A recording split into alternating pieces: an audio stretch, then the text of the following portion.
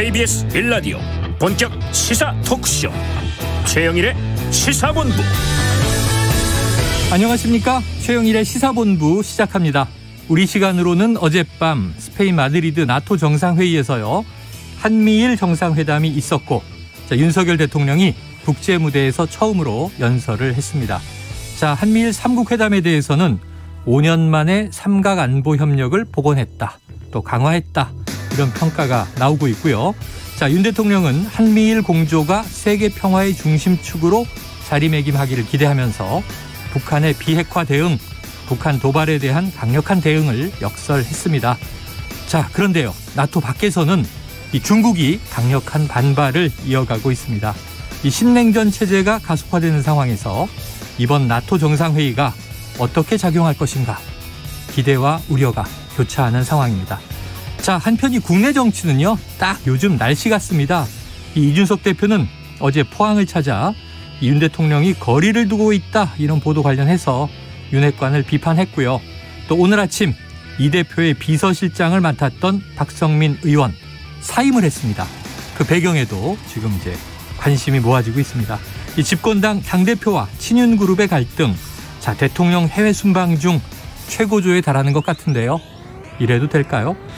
내년도 최저임금은요, 이 지난밤 표결을 거치면서 5% 오른 9,620원으로 결정이 됐습니다.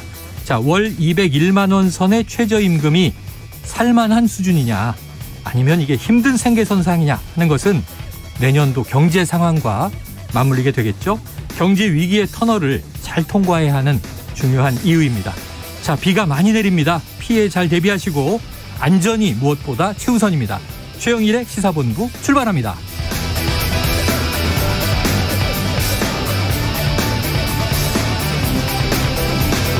네, 1부에서는요, 핵심 뉴스를 한입에 정리해드리는 한입뉴스 기다리고 있고요.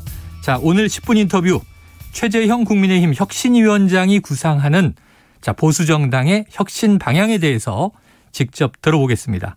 이어서 각설하고 시즌2, 그리고 경제본부도 준비되어 있습니다. 한입에 쏙 들어가는 뉴스와 찰떡궁합, 이 디저트송 신청을 기다리고 있으니까요. 오늘 뉴스에 어울리는 노래가 있으면 문자 샵 9730으로 자유롭게 보내주시기 바랍니다. 오늘의 디저트송 선정되신 분께는 치킨 쿠폰 보내드립니다. 짧은 문자 50원, 긴 문자는 100원입니다.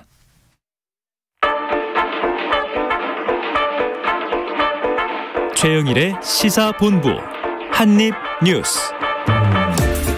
네, 비가 많이 내리는 목요일 한입뉴스, 오창석 평론가, 박정호 오마이뉴스 기자 나와 있습니다. 어서 오세요. 안녕하십니까. 이 뉴스를 먼저 다룰 수밖에 없습니다. 이게 왜냐하면 윤석열 대통령 첫 해외 순방, 네, 그리고 첫 국제무대 연설. 어젯밤 우리 시간으로죠. 어젯밤에 나토에서 연설이 있었는데, 어떤 메시지가 담겼습니까? 네, 이게 이제 3분 정도 연설을 하는 거였는데요. 네. 말씀하신 것처럼 첫 해외 연설이고, 또 우리가 지금 나토 정상회의에 참석해서 일정을 소화하는 것도 처음이기 때문에 관심이 좀 모아졌습니다. 윤 대통령은 이 북한을 비핵화의 길로 끌어내기 위해서 무모한 핵미사일 개발 의지보다 국제사회의 비핵화 의지가 더 강하다는 걸 분명하게 보여줘야 한다라고 얘기하면서 이 나토 동맹국과 파트너국 지도자들의 지속적인 협력과 지지를 당부했고요. 그리고 이 한반도와 국제사회 평화 안보에 북한의 핵미사일 프로그램은 중대한 도전이다. 유엔 안전보장이사의 결의를 명백히 위반한 거다라고 또 지적을 했습니다. 네. 아울러 이 자유와 평화, 이건 국제사회와의 연대의 보장이 되고, 또 이 나토의 새로운 전략에 대해서도 발맞추는 모습 좀 보이는 그런 연설이었고요. 한국과 나토의 협력 관계가 이런 연대 초석이 되기를 기대한다, 이렇게 연설을 마무리했습니다. 네, 메시지는 대북 억지력에 대한 그러한 강조가 이제 좀 강하게 담긴 것 같아요. 그렇습니다. 이어서 지금 그 전에 연설하기 전에 7번째로 연설을 했는데, 한미일 정상회담이 긴 시간은 아니지만 좀 중요한 얘기들이 같이 나왔죠. 네, 25분 정도 진행이 됐어요. 네. 마드리드 시내에 있는 한 컨벤션 센터에서 진행이 됐는데, 저는 이 앉아 있는 그 모습 자체가 좀 새롭다는 느낌이 들더라고요. 왜요? 가운데 이제 바이든 대통령이 앉아 있고, 네.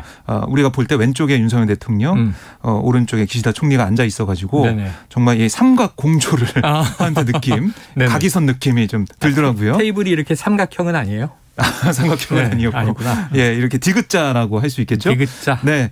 이게 한미일 정상회담이 좀 오랜만에 열렸어요. 4년 9개월 만이라서 특히 이제 북한의 핵 미사일 위협에 어떻게 대응할지 여기에 대한 세 정상의 목소리 좀 관심이 모아졌는데요. 삼각 공조를 강화한다는 공감대를 이뤘습니다. 그래서 앞으로 이 세계 평화와 안정의 중심 축으로서 대북 삼각 공조를 강화하자는 얘기가 있었습니다. 네. 한 25분 정도밖에 진행이 안 돼서 긴 시간은 아니어서요. 여러 가지 다른 얘기는 못했지만 이 대북 대응은 확실히 하겠다. 이거는 의지가 좀 읽히고 있었고요. 그다음에 이 한미일 정상회담 외에도 프랑스, 네덜란드, 폴란드, 덴마크 이 정상들과 양자회담도 했어요. 프랑스는 원전과 우주산업혁명 얘기도 했고 예. 네덜란드는 반도체 공급망 문제, 폴란드와는 방산 수출 문제 등을 놓고 논의한 것으로 알려지고 있습니다. 네, 자 세일즈 외교에 방점을 두었다. 네. 이제 출국 전에 이야기가 나왔고 그 지금 경제 상황이 상황이니만큼 그런 기대감이 큰데 또 나토라고 하는 것은 북대서양 조약기구. 서방 국가들의 이게 네. 또 안보 협력체죠. 그러니까 거기에 참여했다는 것만으로도 지금 중국은 상당히 지금 우려를 점점점 강도 높게 표현하고 있는 중입니다. 자, 그런데 한미일 정상회담이 뭐 25분 짤막하지만 열렸고 네. 이 스페인 국왕이 주최한 만찬에서는 또 기시다 총리하고 이야기를 주고받았잖아요. 네. 그리고 또 이제 이 언론의 질문에 윤석열 대통령은 기시다 총리에 대한 뭐 느낌, 평을 이야기하기도 했어요. 그렇다면 그동안은 이제 한일 관계가 상당 기간 냉기류였는데 자, 윤석열 대통령과 기시다 총리 청신호가 켜집니까? 그린라이트입니까? 일단은 윤석열 대통령은 6월 29일 어제 정치 선언한 지 1년 됩니다. 네. 그때부터 벌써 그랜드 바게인이라는 표현을 쓰면서 이제 여러 나라 국가와 함께 외교를 한 번에 풀겠다 뭐 이런 표현을 물론 이제 그랜드 바게인이라는 표현에 대해서는 비판을 많이 받았었지만 네네. 적어도 대일 관계 개선에 대해서는 한결같이 얘기를 했습니다. 네네. 그런 것에 이제 연장선이자 실행 과정이다라고 보면 될 것 같고요. 아무래도 이제 이전 정권보다는 조금 더 훨씬 더 전향적으로 일본과의 관계 개선을 얘기를 했기 때문에 네. 지금 정도는 사실은 이제 한 3, 4분간 얘기하고 한미일 정상회담했기 때문에 물꼬를 텄다 정도로 보면 정확하지 않을까. 물꼬를 텄다. 네, 마중물을 만들었다는 것은 충분히 인정받을 만한 내용이라고 생각이 들고요. 한미일 정상회담이 25분이었기 때문에 삼국 정상회담이 8분간 얘기하면 24분입니다. 이제 8분보다는 조금 더 적게 말했을 거예요. 왜냐하면 통역하는 시간이 왔다 갔다 하기 때문에. 네네네. 그렇다면 이것도 10분이 채 되지 않는 정상회담의 어떤 선언문 발표 정도이기 때문에 깊이 있는 현안이 있었다라고 보기는 어렵지만 네네. 큰 틀에서 예를 들어서 우리 평화를 지킵시다.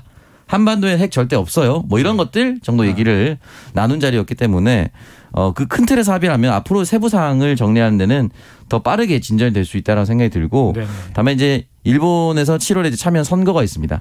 늘 그 선거에 따라서 왔다 갔다 하는 게 일본 내의 정치 사정이다 보니까 네. 그 선거 이후에 지금의 기시다 총리가 지금의 지위를 무난하게 유지하는 상황으로 나온다면 더 빠르게 7월 이후에 뭐 한일 정상회담을 또 할 수도 있고 또 하지 않더라도 빠르게 이제 정리할 수 있는 부분이들이 있지 않을까. 네. 예, 선거 하나와 그리고 강제징용 결과 이게 7, 8월로 예정이 되어 있기 때문에 요 두 개가 이제 앞으로 한일 관계의 가장 큰 변수가 될 거라고 봅니다. 네. 25분을 좀 너무 얕게 보시는 것 같아요. 그게 딱 우리 지금 한입뉴스 시간인데 엄청난 정보를 3명이 전달하거든요. 네. 우리도 나름 이제 뉴스의 삼각편대인데 네. 매일 엄청난 뉴스를 다루고 있어요. 네. 다만 이제 국가 정상들이시니까 네. 저희처럼 이렇게 뭐 촉새처럼 말을 많이 하게 하겠습니까? 네. 그래서 이제 정보의 양은 달랐을 것이다. 자, 뭐 오평론가님의 날카로운 분석 인정하고요. 자, 앞으로 지금 지켜봐야 될 문제입니다. 근데 지금 이 일본 관련해서는 네. 과거사 문제에 대한 이제 국내에 그 이 자산 압류를 처분할 것인가 이 숙제가 지금 남아 있죠. 그렇습니다. 예. 그 문제가 어떻게 풀리지? 사실은 일본에서는 뭐 여러 가지 미사여구를 뭐 동원해서 얘기를 하고 윤석열 대통령 만난 기시다 총리가 뭐 축하한다 덕담도 건넸지만 결국 한일 이 관계를 풀어가기 위해서는 일본이 주장하고 있는 이 과거사 문제. 그러니까 일본의 이 생각은 이게 아무리 우리가 계속 얘기를 해서 사법부는 우리 행정과 상관이 없기 때문에 우리가 뒤집지 못한다는 얘기를 해도 그걸 왜 정부에서 그대로 추진하냐 두냐 이런 인식이 강하거든요. 그래서 이런 인식이 바뀌지 않는 이상은 글쎄요. 이 한일 관계가 이 정상들이 만나서 분위기가 좋았던 대로 풀려나가기는 좀 쉽지 않은 상황. 네. 여론도 좀 어떻게 바꿔나갈지 정부 입장에서 좀 어려운 상황이다 볼 수가 있겠습니다. 그래요. 지난 밤 사이에 또 중요한 결정이 하나 나왔습니다. 드디어 내년도 최저임금이 결정이 됐습니다. 9,620원 시급이죠. 5% 인상인데 어제 오평론가님 몇 퍼센트 인상 예상하셨죠? 4.7%네. 네, 물가 상승률에 준하는. 네. 왜 이렇게 깎으셨어요? 0.3%나 왜 깎으셨어요? 최소치 정도를 네, 말씀드렸던 것 같습니다. 5%. 어제 좀 보수적으로 예견을 했는데 네. 뭐 사실 4.7이나 5나 비슷한 네. 수준입니다만 그래서 이제 한 달로 주당 40시간 네. 노동을 계산하니까 201만 580원. 자, 오평론가님 살만합니까? 아직 부족하죠. 아직 부족하다. 네, 왜냐하면 이게 기본적으로 지역에 따라서 다르고 그 사람의 주거 환경에 따라서 좀 다를 텐데 예를 들어서 취업이나 일자리, 교육 때문에 비수도권에서 서울로 올라온 수도권으로 네. 올라온 사람들은 사실 월세만 해도 60, 70만 원. 네. 그렇기 때문에 이제 200만 원 한다면 그 절반 정도가 주거하는 비용으로만 확 날아가 버립니다. 식비, 통신비, 기본 비용 그리고 대중교통 비용 합치면 100만 원이 훌쩍 넘어가 버리거든요. 그렇다 보니까 아직까지는 갈 길이 멀고 부족하다. 제가 어제 4.7%라고 말씀드렸던 이유는 최소한 기준은 그렇게 잡아야 물가 상승률에 대비를 할 수 있는 최소한 때문에 말씀을 드렸고 더 올라가면 올라갈수록 저는 좋다고 생각을 하는데 현재로서는 그렇게 할 수 없는 상황이다 보니까 각자 좀 양보하는 방향으로 결정했었고 일단은 공익위원은 근거를 네. 작년과 동일하게 이렇게 설명을 했습니다. 최저임금 인상률 5%의 근거는 올해 경제 성장률 전망치 2.7%에 소비자 물가 상승률 전망치 4.5%를 더하고 취업자 증가율 전망치 2.2%를 뺀 수치다. 라고 얘기를 했습니다. 나름의 공식을 만들었군요. 네, 이게 지난해의 공식과도 마찬가지입니다. 같다. 네.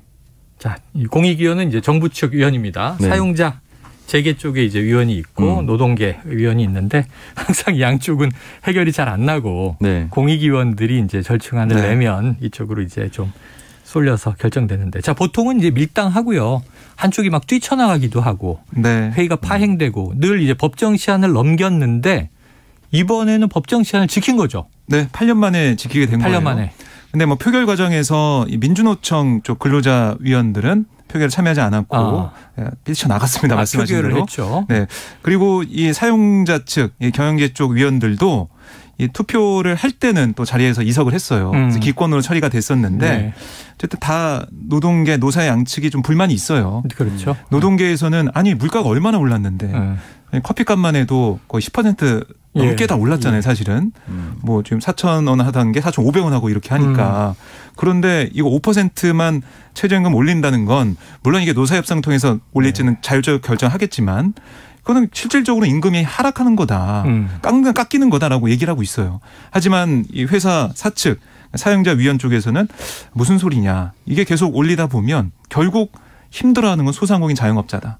어떻게 감당하느냐 이런 얘기를 하고 있어서 이 부분을 참 계속 이제 나오는 얘기죠. 노사의 양측의 얘기를 들어보면 다 일리가 있는데 결국 가운데에서 정부가 이 어려움을 겪고 있는 노동계와 경영계를 지원해주고 또 이끌어주는 그런 정책을 어떻게 쓸 것이냐 이게 좀 중요해 보입니다. 참 이게 박 기자님은 럭셔리해요. 물가 상승의 기준을 커피로 하시네. 또 오평론가님 같이 이렇게 살기 힘든 분들은 돼지고기가 20% 올랐어요. 막 이러는데 네. 커피가 500원 올랐어요. 야, 기준이 다 다릅니다. 직장인들 같은 경우는 좀 매일 또 커피를 또 안 마실 수가 없죠. 네. 오다 보니까. 그래요. 커피도 좀 줄여야 될 것 같습니다. 하루에 2-3잔 마시는 걸 한 잔으로 네. 그리고 집에서 타 마시는 걸로 봉지 커피 또 박스로 사야죠. 자, 허리띠를 졸라매야 되는 시기입니다. 자, 지금 최저임금 내년도분 결정된 이야기를 드렸고요. 자, 그런데 오늘 아침에 속보가 하나 나와서 이게 뭐지? 제가 했던 게 그냥 이 헤드라인은 이렇게 돼 있어요. 친윤 박성민, 이준석 당대표 비서실장 전격 사퇴. 자, 그러면 이제 이 친윤계로 분류되는 박성민 의원이죠. 이 당대표 비서실장을 맡고 있었는데 갑자기 오늘 아침에 이제 사임했다는 얘기인 거죠? 네, 그렇습니다. 언론에 문자를 보냈어요. 그래서 본인이 오늘 저는 일신상의 이유로 당대표 비서실장직을 사임했습니다. 그동안 도와주신 분들께 감사드립니다. 이렇게 밝혔는데 대선 승리 직후에 이준석 대표 비서실장으로 기용이 됐었거든요. 그러니까 3개월 만에 물러나게 됐고, 근데 왜 이게 논란이 되고 관심이 모아지고 있냐면 박성민 의원이 비서실장이 된 이유 자체가 네. 윤석열 대통령의 추천. 윤석열 대통령이 이준석 대표와 함께 있는 자리에서 직접 전화를 걸어서 비서실장 맡아달라 요구해서 그걸 수락했다는 거 아니겠습니까? 그러니까 결국 이 박성민 의원 뒤에는 윤석열 대통령이 있고 박성민 의원이 물러나게 된 이 모습을 보면 윤석열 대통령이 이준석 대표를 손절한 거 아니야? 이런 해석이 뒤따라온다는 거죠. 그런 보도가 뭐 그제 어제 네. 계속 돌고 있죠? 그렇습니다. 그래서 이 정치권에서 기자들 사이에서는 이게 뭔가 심상치 않다. 네. 계속해서 뭐 장제원 의원을 포함한 친윤계의 뭐 공세 또 이런 이 상황을 쭉 보면은 이준석 대표가 고립되는 거 아니냐 이런 분석도 하고 있습니다. 자, 그렇다면 뭐 이 정계에 거의 모든 첩보를 꿰뚫고 있는 오평론가님, 그 일신상의 사유라는 게 뭘까요? 글쎄요, 이제 보통은 여러저러 핑계를 댈 수 없을 때 이런 표현을 쓰는 편이죠. 사실은 회사에 사고 터져서 네. 사표 낼 때도 개인적 사유로 뭐 네. 보통 이렇게 쓴단 말이에요. 사직서에는. 네, 오히려 거창한 이유가 있을 때 이런 표현을 쓰는 경우가 많습니다. 그러니까 거대한 이유가 있을 때. 네네. 그러니까 결국은 지금 박성민 의원이 울산 중구 토박이예요. 정치인의 커리어상. 네네. 중구 구의원부터 시작해서 중구청장, 중구 국회의원까지 됐는데 윤석열 총장이 이제 이렇게 울산 내려갔을 때 무조건 만났던 사람이라고 하지 않습니까? 그렇게 해서 가장 가까운 사람인데 이 사람이 이준석 대표로부터 떨어져 나왔다는 것은 단순한 의미라고 저는 보기 어렵습니다. 네네. 왜냐하면 반대로 설명하면 같이 있었을 때 윤석열 대통령의 복심 또는 의사를 정확하게 전달해 줄 수 있는 사람이기도 하거든요. 그렇다면 용산과 정당 간의 이제 그 괴리감도 좁혀주고 네. 의사소통을 원활하게 할 수 있어 줄 사람인데 있게 해줄 사람인데 이 사람이 떨어져 나갔다는 것은 일단 그것이 끊겼다라고 네네. 볼 수가 있고 이게 끊겼다라는 것은 단순히 끊어진 것과는 무관한 상황이잖아요. 지금 네네네. 이준석 대표의 징계위가 걸려있기 때문에 그렇기 때문에 일각에서는 흔히 말하는 손절의 타이밍 아니냐라고 해석할 수밖에 없는 상황입니다. 네, 용산과 여의도를 연결하는 그 한강다리로 치면 원효대교 정도인데 상징적으로 네. 대교가 끊겼다. 네. 야, 지금 굉장히 좀 무서운 대목이에요. 이준석 네. 대표 입장에서는. 이준석 대표 입장에서는 글쎄요. 이거 어떻게 판단하고 있을지 이게 궁금한 상황인데 SNS에 글을 올렸어요. 뭐 복잡하게 생각하나 모두 달리면 되지. 그들이 감당할 수 없는 방향으로. 아, 이게 이준석 대표의 글이에요? 네. 이렇게 그대로 제가 읽어드렸는데. 포레스트 검프입니까? 달립니까 이제? 그들이 감당할 수 없는 방향으로. 이게 어떤 얘기일까. 네네. 궁금하네요. 궁금한 부분인데요. 그래서 이 정치권에서는 결국 이번에 윤리위에서 징계 결정이 내려지게 된다면 젊은 층의 대거 이탈로 이어지게 되고 이준석 대표 입장에서는 만약에 정말로 이렇게 윤리 결정이 나고 당대표직에서 물러나게 되더라도 나를 지지하는 세력들 있다. 함께 가겠다. 달리겠다. 이걸 뜻한 게 아니냐. 네네. 이런 해석도 나오고 있습니다. 그래요. 자, 달린다. 뭔가 열심히 활동한다. 이런 의미로 해석이 되고 당대표 여부와 네. 상관없이. 그런데 자, 어제 보니까 이준석 대표가 지금 울산 박성민 의원이 비서실장직을 던졌다. 네. 근데 포항에 가 있더라고요. 네. 보니까 김정재 의원도 뭐라 했었죠. 네, 김정재 의원이 사실 이준석 대표가 혁신을 띄우니까 네. 이준석 대표가 뭐 5명을 꽂아 넣었다. 뭐 이렇게 얘기를 하면서 이 혁신위에 어떤 이준석 대표의 정치적 의지가 들어가 있다는 취지로 얘기를 했었어요. 네. 그러다 보니까 이준석 대표가 포항에 간 거 김정재 의원을 겨냥한 게 아니냐 이런 얘기가 나왔거든요. 왜냐하면 이 대선 과정에서도 장제원 의원과 갈등을 빚을 때 장제원 의원의 지역구 사무실 찾아갔었습니다. 네, 맞아요. 많이 보도가 됐었는데 큰 사진 앞에서 그렇습니다. 그래서 거기에 대해서 뭐 기자들이 물어봤죠. 네. 그러니까 이준석 대표가 그런 건 아니고 일정에 있어서 온 거고 결국에는 아니 김정재 의원 뭐 그 얘기는 하지만 포항 시민들이 그건 다 판단하게 될 거다. 또 뼈 있는 말을 하기도 했습니다. 알겠습니다. 자, 지금 시간 12시 39분 넘기고 있습니다.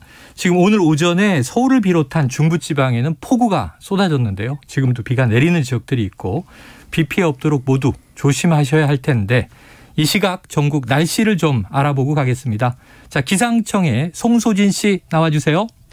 지금은 파주와 연천 등 경기 북부를 중심으로 시간당 50mm 안팎의 앞이 보이지 않을 정도의 매우 강한 비가 쏟아지고 있습니다. 서울과 경기 남부의 빗줄기는 약해진 상태지만 서울 북부에도 곳에 따라 시간당 10mm 안팎의 다소 강한 비가 내리는 등 이렇게 곳에 따라서 다시 강한 비가 쏟아질 수 있겠습니다. 지금 서울과 경기 전 지역의 호우경보가, 강원 내륙과 충북 북부에는 호우주의보가 발효 중입니다. 내일까지 수도권과 강원 내륙에는 50에서 많은 곳은 150mm 이상의 비가 더 오겠고요.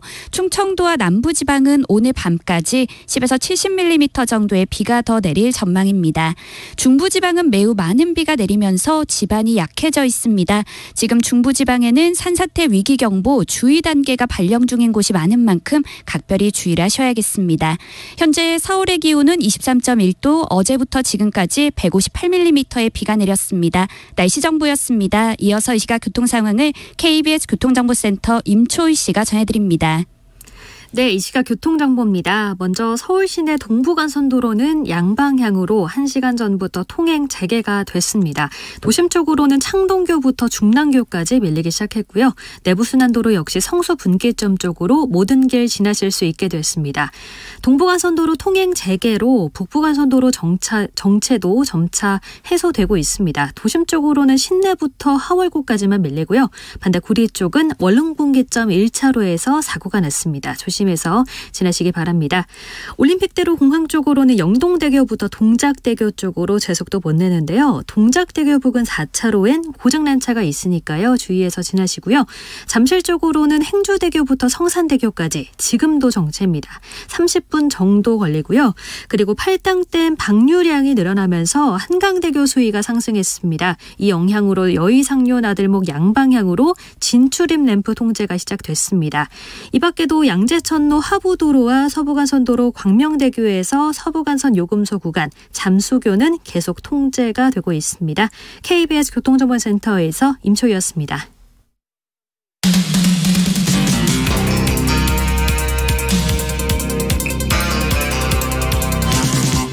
최영일의 시사본부. 네, 날씨 상황과 교통정보 듣고 왔고요. 그 전에 지금 국민의힘 내부 갈등에 대해서 이야기하고 있었는데 성일종 의원은 또 이런 얘기를 했네요. 박성민 사퇴는 개인의 문제다. 당내 갈등으로 묵지 마라.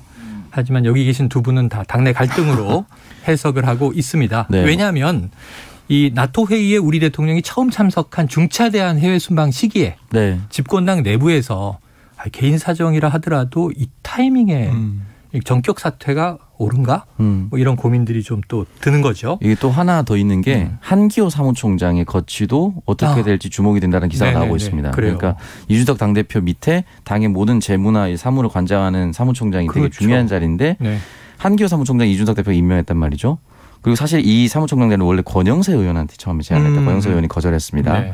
그렇다면 한기호 사무총장은 받았기 때문에 이준석 대표와 함께 가는 라인이라고 볼 수가 있는데 정치권에서는 이 사람도 지금 거취를 고민 중이다라는 기사가 나온다는 것은 지금 이준석 대표의 비서실장 사무총장이 다 떨어져 나가고 있는 상황으로 보일 수밖에 없어요. 네. 그러니까 당에서 쉽게 일어나지 않는 일들이기 때문에 더 그렇게 볼 수밖에 없는 것이죠. 그래요. 정치는 비정한 것인가. 박 기자님과 오평론가는 절대 저를 버리지 마시기 바랍니다. 자, 민주당 상황으로 한번 네. 가보겠습니다.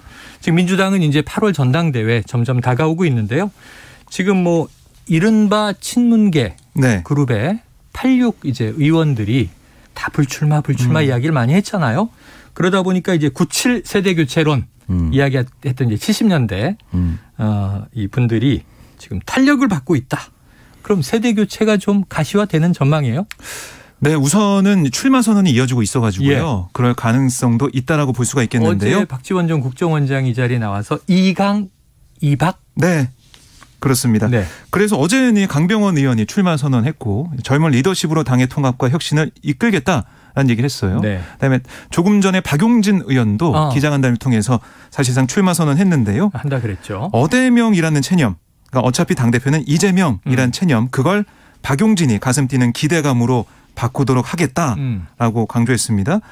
그래서 지금 개파 겹불 쬐지 않는 사람이 당대표 이끌어야 된다. 당을 이끌어야 된다. 이런 얘기를 했고 이재명 의원을 향해서 혁신 놓고 세게 붙자.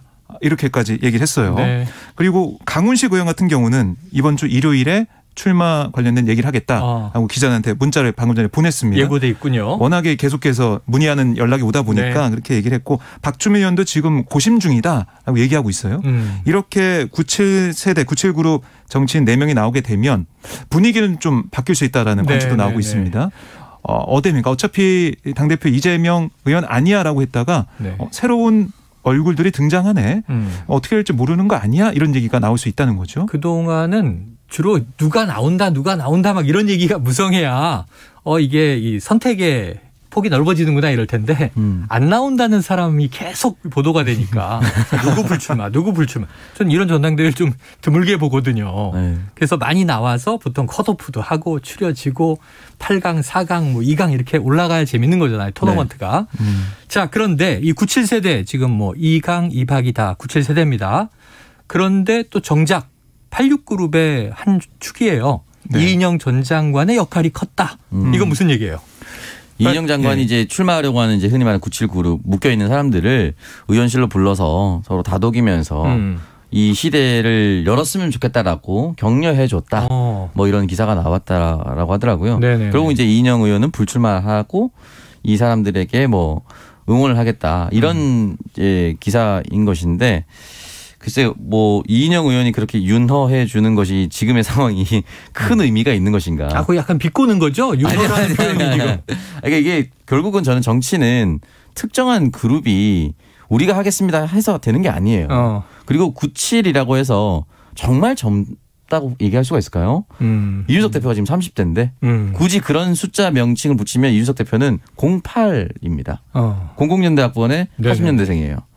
그 옆에 당은 08로 넘어가 있는데 우리는 97을 민주당은 젊다라고 해야 되는. 네, 민주당 우리는 97이 젊습니다. 이렇게 얘기하는 것이 과연 먹힐 수 있을 것인가. 상대적인 아이러니. 그리고 또 시간 돌리면 70년대 40대 기술원이 나왔는데 지금 97이 50대입니다.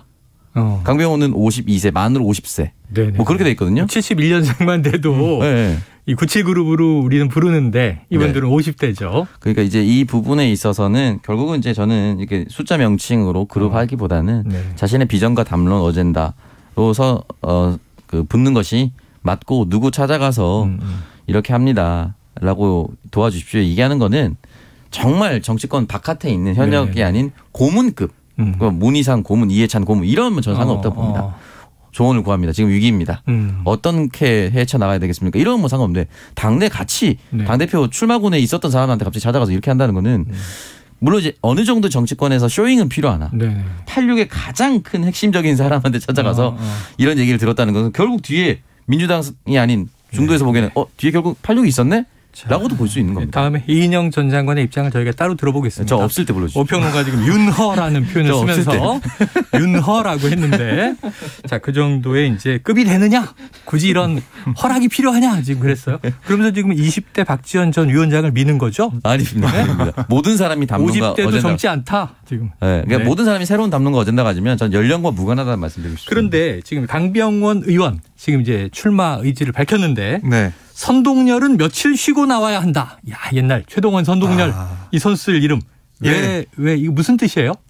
그러니까 이 이재명 의원이 정말 원톱이자 우리 당의 소중한 자산이 아니냐. 그러니까 야구로 비유하자면 말씀하신 것처럼 선동열, 최동원급, 국보급 투수인데 이런 선발 투수가 매일 선발 투수 나온다면 끔찍한 결과로 이어질 거다. 그러니까 야구 좋아하시는 분 아시겠지만은 선발 투수는 매일 나오는 게 아닙니다. 쉬었다 5일에 한 번, 나흘에 한 번 이렇게 나오거든요. 그래서 그런 비교를 했고 또 지금도 어떻게 보면 삼선의 김민석 의원도 사실 출마가 좀 예상되고 있거든요. 어떤 비유를 했었냐면 이재명 의원은 민주당의 BTS다. BTS가 지금 최근 잠시 멈추면서 숙성의 시간을 갖는다고 했는데 활동 안 한다고 했는데 그런 것처럼 이 의원도 잠시 좀 멈추고 숙성의 시간을 갖는 게 이 의원 본인이나 당에 민주당에 좋은 거다 이렇게 또 비유하기도 했습니다.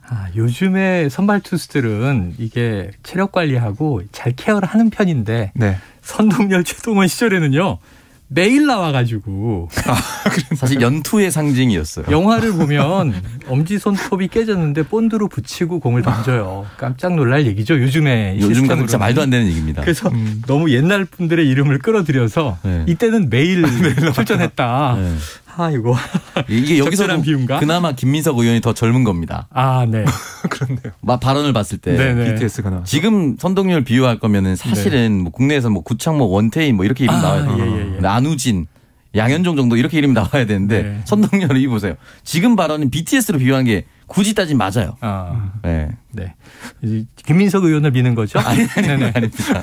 계속 이제 비판과 이 호불호를 지금 표현하고 계십니다. 자, 그런데 지금 이 소식 경찰이 이재명 비선 캠프 의혹 관련해서 이 아파트 GH를 압수수색했다. 자, 이게 지금 원래 그 옆방? 네, 옆집. 그게 비선 캠프로 운영된 거 아니냐는 의혹 그 대목이죠? 그렇습니다. 이게 국민의힘이 이제 고발해서 검찰이 이걸 가지고 있다가 경찰이 넘겨서 경찰에서 이제 수사하고 있는 거예요. 이 김혜경 씨 법인카드 유용 의혹 사건을 경찰이 수사하고 있는 점을 고려해서 검찰이 이 사건도 이첩을 한 건데요. 경기 남부경찰청 반부패 경제문제수사대가 오늘 오전에 경기 수원시에 있는 경기주택도시공사 본사에 대한 압수수색에 돌입한 그런 상황입니다. 네네. 그러니까 이 경기주택도시공사 판교사업단이 이재명 의원이 경도지사로 있던 2020년 8월 A 아파트 한 채를 임차했어요. 전세로. 근데 이게 GH 측, 이제 경기도 주택도시공사 측에서는 멀리 사는 직원들을 위한 숙소 용도다라고 주장했습니다. 네. 그런데 바로 옆집이 이재명 의원이 97년 분양받아 거주한 곳이어서 이게 숙소가 맞냐? 이게 비선 캠프 아니냐? 이런 의혹이 있었던 거죠. 네네. 그래서 여기에 대해서 뭐 이 GH 쪽에서는 뭐 반발하고 이거 허위 사실이다 국민의힘 주장은 이렇게 얘기를 했지만은 수사가 들어가 있는 상황이고요. 그래서 이 경찰이 사실은 지난 4월 이 합숙을 사용했던 이 아파트 관리사무소는 압수수색했었어요. 네. 근데 이 본사까지 압수수색하면서 이 수사에 좀 속도를 내고 있는 모습입니다. 그래요. 한편 또 선관위는 이 대검에 김승희 복지부 장관 후보자의 수사를 의뢰했다. 이게 민주당이 한 게 아니라 선관위가 했다는 게 좀 중요해 보이는 대목인데 네. 어떤 내용이에요? 그러니까 이 부분이 이제 아주 중요하다는 건데 선관위가 정치자금법 제2조 및 제47조를 위반했다는 혐의를 확인했다라고 하고 이 내용은 무슨 내용이냐. 정치자금으로 관용차 렌트 보증금 1,800만 원 정도를 낸 뒤에 보증금을 포함해서 비용을 치르는 방식으로 관용차를 매입, 그러니까 본인이 스스로 샀다는 거죠. 정치 자금으로 개인 차량을 매입했다는 지적을 받았고요. 또한 관용차 인수 2개월 전에는 역시나 정치 자금으로 차량 전체 도색을 했다라고 합니다. 그러니까 관용차를 인수하고 나서 네. 자신의 돈으로 도색을 했다면 모르겠지만 네네네. 인수하기 전에 그 돈을 써서 또 도색까지 했기 때문에 자기 소유의 차량이 됐는데 네, 그래서 이 부분에 있어서 이제 수사를 의뢰했고 물론 논란이 일고 나서 렌트 보증금 1,800만 원 선관위에 반납을 하긴 했지만 지금 반납한다는 것은 무언가 문제가 생겼다라고 인정하는 그렇죠. 행동에 다름없는 겁니다. 알겠습니다. 이게 그래서 이제 복지부 장관 후보로 사퇴해야 되는 거 아니냐, 지명 처리해야 되는 거 아니냐 이런 얘기가 나오는데 대통령이 외유 중이니 지켜봐야 될 상황이고요. 뭐 인사청문회라도 열려면 국회가 가동돼야 되는데 네. 아직도 원구성 문제 때문에 마비돼 있습니다. 답답합니다. 자, 오늘 한입뉴스 여기서 정리합니다. 박정호 기자, 오창석 평론가 수고하셨습니다. 고맙습니다. 자, 오늘의 디저트송은요. 청취자 5662님. 국제경제도 국내 물가도 미쳤어요. 손담비의 미쳤어를 신청하셨고요. 노래 듣고 2부로 돌아옵니다.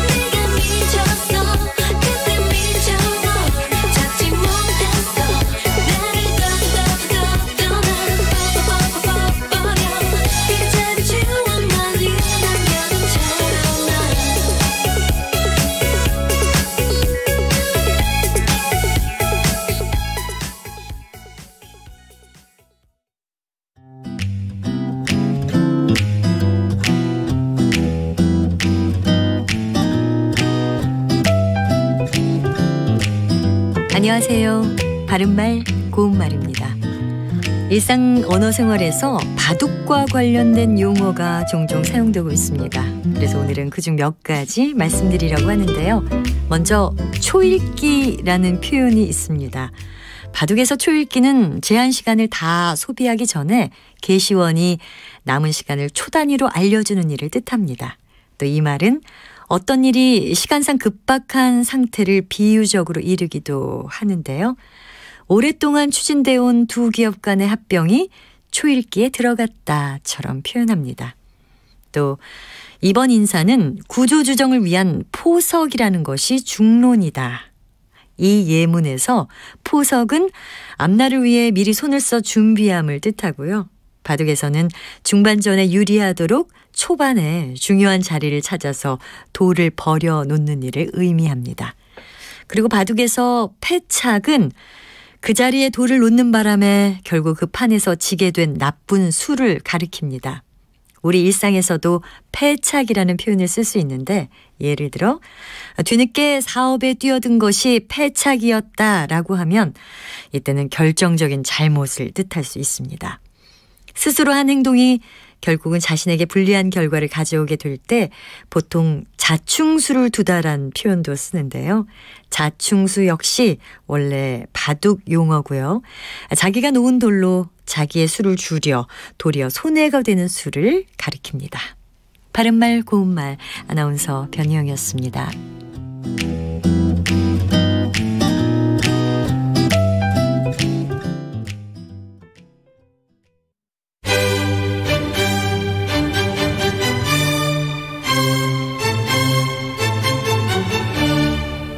여유로운 저녁 시간, 고품격 시사토론과 함께하세요.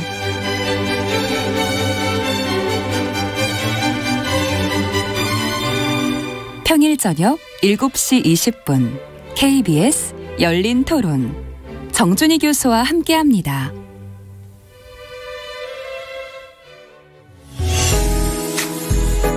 역사, 예조판서, 그다음에 좌천성을 지낸 유군이라는 분, 이분이 경제, 달러가 좀 전 세계적으로 좀 귀해졌습니다. 음악까지 꺼내 먹어요. 잠들기 전 꺼내 먹는 지식 알사탕. KBS 1라디오 김성환의 시사야. 평일 밤 10시 5분 당신을 기다립니다. 놓치지 마요.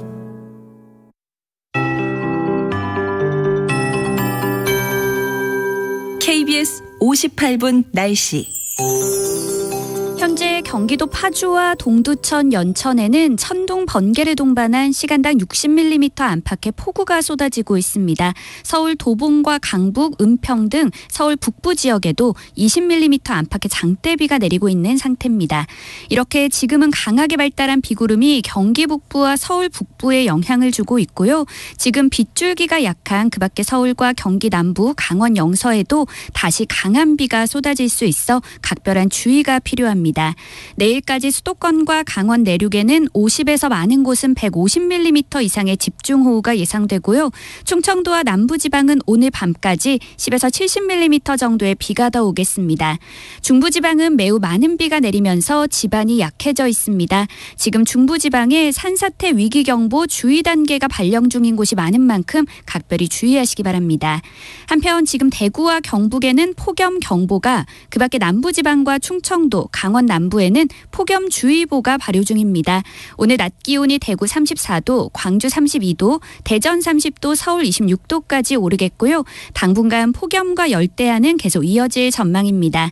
현재 서울의 기온은 22.9도, 어제부터 지금까지 158mm의 비가 내렸습니다. 송소진입니다.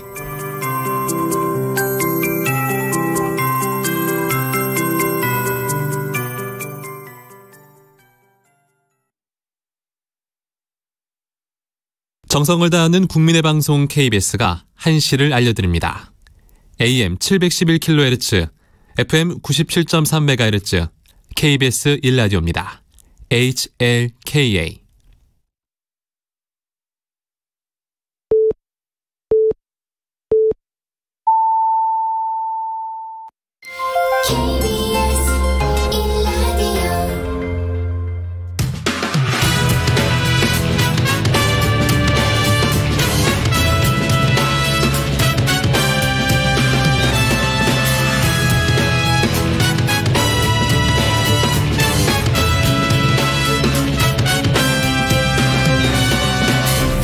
KBS 1라디오 최영일의 시사본부.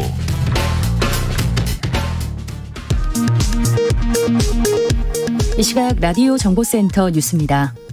내일부터 휘발유, 경유 등에 붙는 유류세의 인하폭이 기존 30%에서 7%포인트 늘어난 37%로 확대됩니다.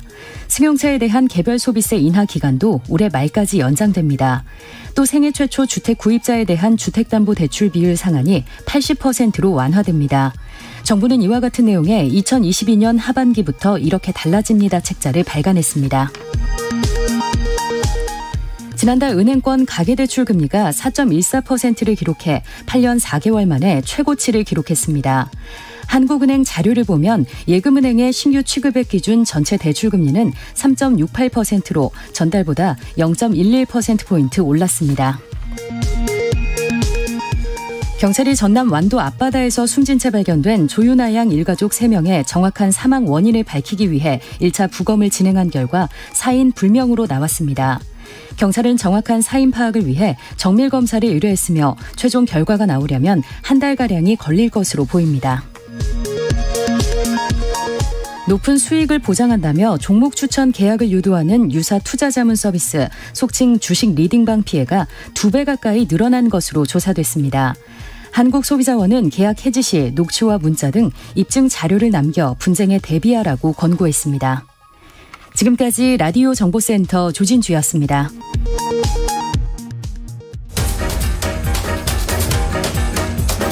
최영일의 시사본부 10분 인터뷰.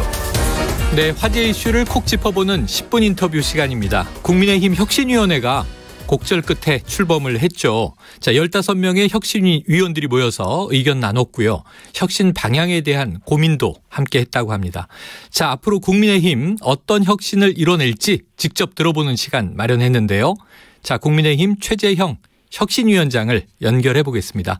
자, 위원장님 안녕하십니까? 네, 안녕하십니까? 예. 네, 이게 제가 곡절 끝에 출범했다 이렇게 말씀드렸는데 자, 며칠 전에 첫 회의도 있었습니다. 이 위원장님 느낌은 좀 어떠셨어요?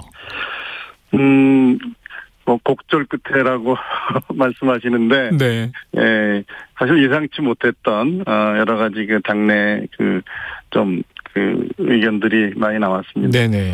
혁신이 출범 자체부터 뭐 어려움을 겪지 않았나 이렇게 보시는 분들이 많은데 네. 저희들이 모였을 때는 당내 여러 가지 그런 잡음들이나 이런 것들과 관계없이 우리 당이 정말 새로워져야 되겠고 새로운 모습으로 이제 국민들이 심판을 받아야 되는데 준비를 잘 해야 되겠다. 그런 생각들로 분위기가 괜찮았습니다. 네, 분위기 괜찮았다. 네. 자, 선거에서 이긴 직후에 당 혁신위를 띄우다 보니까 이게 좀 이례적인 행보다 평가가 있었는데 저는 잘한다 그랬거든요. 아, 예, 감사합니다. 예, 혁신을 선점하는구나 이런 생각도 했는데 자, 처음 이준석 대표에게 제안을 받고 위원장 자리 수락하실 때 어떤 마음이셨습니까? 우리가 그 선거에서 이제 뭐 근래 2차례 계속 이겼지만 그것이 뭐 우리 당이 뭐 잘해서라기보다는 지난 정부에 대한 심판 그리고 이제 새로 출범한 윤석열 정부에 대한 기대 이런 것들로부터 입은 바가 많습니다. 네. 어떻게 보면은 반사적인 측면이 많기 때문에 이제는 국민들께서 그럼 국민의힘 니네들은 어때 하고서 국민의힘을 이제 주목하시고 네. 여당으로서의 어떤 제대로 된 모습을 보여줄 수 있느냐 이런 시점이 됐습니다. 그래서 이제는 우리가 정면으로 국민의 평가를 받아야 할 네. 시점이 됐는데 이때야말로 우리가 국민들이 어떤 기대에 부응하는 새로운 모습을 보여주는 게 국민들의 지지를 받고 또 2년 후 이제는 뭐 2년도 안 남았죠. 네네.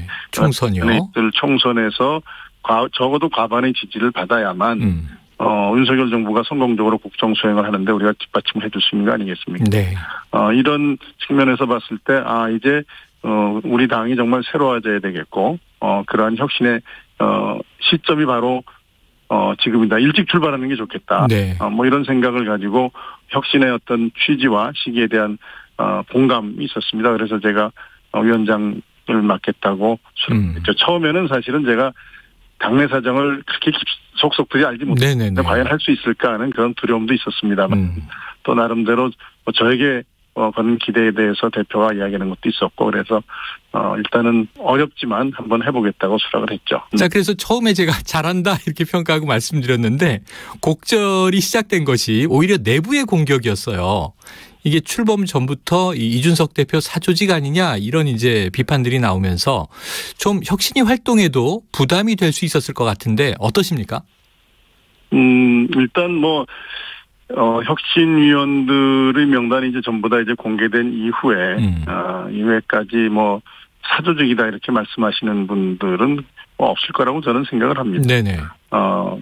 위원들이 면면을 보시면 아시겠지만, 그래서 그럼에도 불구하고 사조직 운운하시는 분들은 과연 그게 그 당과 또 국가를 위해서 어떤 도움이 되는 것인지 한번 좀 여쭤보고 싶고요. 네.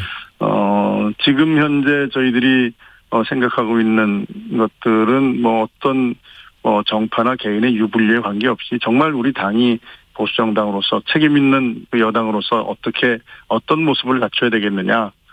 이것에 대한 고민을 가지고 혁신안을 만들려고 노력하고 있습니다. 네. 자, 지금 말씀 주셨지만 이 위원장 외 14명의 혁신위원인데 제가 알기로는 7명은 최고위원들이 각각 추천했고 7명은 이제 위원장께서 추천하셨다 이렇게 들었습니다. 네. 그런데 바로 어제도 김정재 의원이 이 대표가 혁신위원 5명 추천했다 이런 발언이 논란이 되고 또 이준석 대표는 직접 지역구에 가기도 했어요.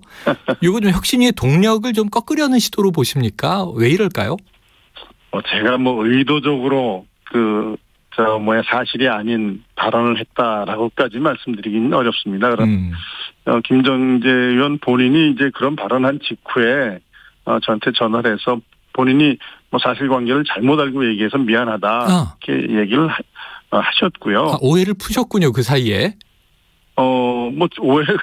오해한 게 아니라 본인은 잘못 알았다. 잘못 알았다. 근데 왜 그런 발언을 하셨는지 잘 모르겠습니다만은 어쨌든 이 혁신위의 여러 가지 그 활동이나 구성에 대해서 이제는 사실과 다른 그런 말씀들을 하시는 것은 없었으면 좋겠고요. 네. 그런 것들은 이제 오해는 시간이 가면 금방 풀립니다. 네네. 그래서 흔들리지 않고 저희들이 해야 될 일들을 해나갈 생각이고요. 혁신위가 국민들이나 당원들이 납득할 만한 좋은 혁신안을 내는 것이 우리 당이 살고 또 윤석열 정부의 성공적인 국정수행 담보하고 또 우리나라가 사는 그러한 길이라는 생각을 가지고 혁신에 임하고 있습니다. 네. 자, 그럼 이제 혁신위 첫 회의가 어쨌든 이제 출발했으니까요. 이 혁신위원분들하고 위원장님 특히 이제 어떤 개혁에 좀 방점을 둘 것인가 이 공감대의 첫 출발점이 궁금합니다. 역시 공천입니까? 공천 룰을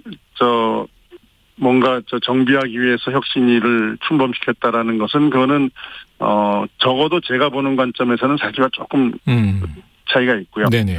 전체적으로 우리 당의 어떤 혁신이 필요하다라는 그런 시각에서 출발을 했는데 당의 중요한 기능 중에 하나가 공천이고 네. 또 공천에 많은 분들이 관심을 가지고 있으니까 이게 또 무슨 여러 가지 좀 오해를 낳는 부분이 있는 것 같습니다. 네. 앞으로 이제 어떤 식의 혁신안이 나올지는 저도 사실은 잘 모릅니다. 회의에서 우리 혁신위원들이 의견을 수렴해서 당원들과 국민이 공감할 수 있는 안을 마련해낼 텐데요. 네. 공천과 관련해서도 특정 개인이나 정파의 유불리를 떠나서 국민들이 공감할 수 있는 그러한 룰이 있다면은 그 정도 선에서 우리가 이 공천을 논할 겁니다. 그래서 공천이 중요하긴 하지만 공천에 관한 혁신 그것이 우리 혁신 출발의 어떤 원인이다라는 것 조금 사실과는 거리가 있는 그러한 견해라고 생각합니다. 자, 그런데도 역시 언론의 관심은 역시 공천 룰입니다. 근데 또 이게 중요하지 않지는 않은 것이 그렇습니다. 워낙 많은 정치인들이 다 국민 바라보지 않고 공천권자만 바라본다 이런 얘기를 워낙 오래 해왔으니까요. 네. 국민 눈높이에 맞는 공천 룰도 필요한 시점이 이제 지난 건 맞는데 혹시 이 부분에서 조금 이거는 좀 바꿔야 되겠다 하고 지금 생각하시는 대목도 있으신가요? 일단 공천이 어떤 객관적으로 설명할 수 있는 그러한 자료들에 의해서 이루어져야 되겠다는 생각은 가지고 있고요. 네. 쉽게 말하면 이런 겁니다. 공천을 한 결과 이제 탈락한 분들 있잖아요. 네네. 탈락한 분들한테 적어도 당신은 이러이러한 이유로 뭐 탈락을 했습니다라고 설명을 할 수 없다면 네. 이런 분들이 또 납득을 못하면 또 뭐 탈당해서 무소속 나오고 네네네. 적어도 우리 당의 표를 갉아먹거나 이런 일들이 생기잖아요. 네. 그래서 적어도 공천을 받은 분이나 안 받은 분이나 뭐 100% 납득할 수 있는 어떻게 만들 수 있겠습니까만은 적어도 설명할 수 있는 그러한 자료는 가지고 우리가 공천을 하는 것이 좋지 않나. 네. 그 정도 생각을 가지고 있습니다만은 어느 부분에 대해서 어느 정도까지 이 공천을 우리가 뭐 세팅을 한다든지 뭐 정비한다든지에 대해서는 열려 있는 상태입니다. 알겠습니다. 자, 당락의 기준을 당사자들이 이해할 수 있는 정도는 돼야 되지 않느냐. 자, 최근에 이 조혜진 부위원장 맡고 계시잖아요. 조혜진 의원이 한 인터뷰를 보니까 동일 지역구에서 3선 이상 연임을 금지하는 것은 필요한 조치다. 이게 민주당에서도 비슷한 또 얘기가 나왔는데 좀 흐지부지되는 느낌은 있습니다만 요거 국민의힘 내에서 설득 가능할까요? 여러 가지 뭐 아이디어 중에 하나 정도로 지금 생각하시면 될 것 같고요. 네. 그것이 우리 혁신위 논의 과정에서 어떤 식으로 결론이 날지는 지금 뭐 섣부르게 예단하기는 어려울 것 같습니다. 네, 예단은 어렵다. 자, 일주일 후면요, 이준석 대표 관련된 이 징계 윤리위가 열립니다. 이게 2주 미뤄졌었죠. 이 징계와 관련해서 혐의는 확정되지 않았고 또 내용은 정확하게 나와 있지 않은 상황에서 이 징계가 좀 부당한 거 아니냐 이런 의견을 내셨는데 징계에 대한 반대 입장 표명이다 이렇게 해석되고 있어요. 맞습니까? 그 사실관계가 조금 다릅니다. 네네. 인터뷰 전체 내용을 잘 보시면 아시겠지만 그 당시 이제 인터뷰를 하면서 윤리위의 판단을 어떻게 예측하냐 그래서 제가 자료 어떤 증거에 의해서 이 윤리위가 진행되는지 전혀 알 수 없는 예측할 수 없다. 했더니 그 전제가 되는 성상납 행위는 있어야 되지 않느냐 그래서 만일에 성상납 행위 자체가 없다면 그것에 대한 증거인멸이라는 것도 논리적으로 어렵지 않느냐라는 법리를 설명하고 결론적으로는 결국은 이 성상납 행위라든지 아니면 증거인멸 행위라든지 이런 모든 것들은 윤리위원들이 증거에 의해서 판단하실 것이다.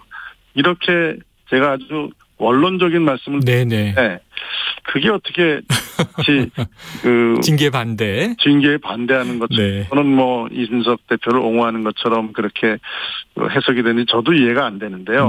아마 그렇게 말씀하시는 분들은 이준석 대표 징계해야 되는데 증거가 타고나면 넌 왜 징계한다는 말을 하지 이런 생각으로 그렇게 말씀하시는 거 아닌가. 저는 뭐 그렇게 생각하고요. 객관적으로 법리적인 것과 또 현실적으로 제가 증거를 사실관계를 모르는 상태에서 또는 증거가 어떤 증거가 있는지 알지 못하는 상태에서 판단할 수 없다. 이렇게만 말씀드린 겁니다. 알겠습니다. 자, 그런데 이제 이준석 대표가 만약 징계를 받게 된다면 뭐 혁신이 동력을 잃는 거 아니냐. 그리고 지금 국민의힘 내부 상황이 지금 뭐 이른바 이핵관 대 윤핵관의 권력투쟁이다. 이런 얘기들이 이제 정치적인 얘기죠. 이런 해석들이 많이 나와요. 현 상황 어떻게 보십니까? 당내. 일단 뭐 이 대표에 대한 징계가 어떻게 결정될지는 전혀 예측할 수 없지만 혁신위는 이미 우리 당 최고의결기구인 최고위원회에서 공식적으로 출범한 기구입니다. 당대표의 거취와 관계없이 혁신위는 그대로 갈 겁니다. 그리고 당대표의 거취에 따라서 혁신위가 흔들린다면 그거는 우리 당을 위해서나 나라를 위해서 저는 전혀 도움이 안 된다고 생각하기 때문에 그럴수록 우리가 혁신의 어떤 아젠다를 가지고 국민들이 우리 당에 대해서 거는 기대에 부응하는 혁신안을 낼 필요가 있다라고 생각을 하고요. 그다음에 이제 뭐 윤핵관 대 이핵관의 권력투쟁 이런 부분에 대해서는 뭐 제가 뭐 깊은 내용을 다 뭐 알기는 어렵지만 적어도 국민들이 보시기에는 어떻게 보면 정치적인 집단에서 그 세력 간의 어떤 경쟁이라든지 뭐 어떻게 말하면 싸움 이거는 뭐 없을 수 없죠. 그러나 그게 우리가 정말 이 더군다나 지금같이 어려운 그 상황에서 국민을 위해서 어떤 걸 고민하고 어떤 해결책을 제시할 것인가에 대한 논쟁 이게 그 어떤 경쟁의 대상이 돼야지. 네. 권력 잡았다고 이제 사실은 그 여소야대 상황에서 어떻게 흘러갈지 모르는 이런 상황에서 뭐 자리 다툼하는 것처럼 내분하는 것처럼 보이는 거는 정말 우리 당이 가서는 안 될 길이라고 생각을 합니다. 그래서 당적이면은 어느 쪽도 뭐 제가 뭐 이쪽 저쪽 나눠져 있다고 보는 것 자체가 좀 어폐가 있습니다. 네. 어느 누구도 정말 당을 위해서 나라를 위해서 뭐가 필요한 것인가 고민을 하면서 또 발언도 하고 또 어떤 감정적인 내용도 좀 자제하고 네. 뭐 상대방에 대한 비난도 좀 자제하고 하나된 모습을 보여주는 게 필요하다. 저는 그렇게 생각하고 우리가 정말 힘을 합쳐 뭉쳐도 이 난관 뚫고 나가기 어려운데 예. 분열된 모습을 보이는 건 정말 국민에 대한 도리가 아니라고 생각합니다. 알겠습니다. 자, 끝으로 한 가지만 여쭤볼게요. 오늘 이게 아침에 속보가 하나 나와서 지금 박성민 국민의힘 의원 뭐 친윤계다 이렇게 이야기를 하고 있는데 이준석 당대표의 비서실장이지 않습니까? 근데 이제 사임을 했어요. 이게 이제 또 아까 이야기했던 윤핵관, 이핵관 과정에서의 문제 아니냐 하는 해석들인데 이건 어떻게 보십니까?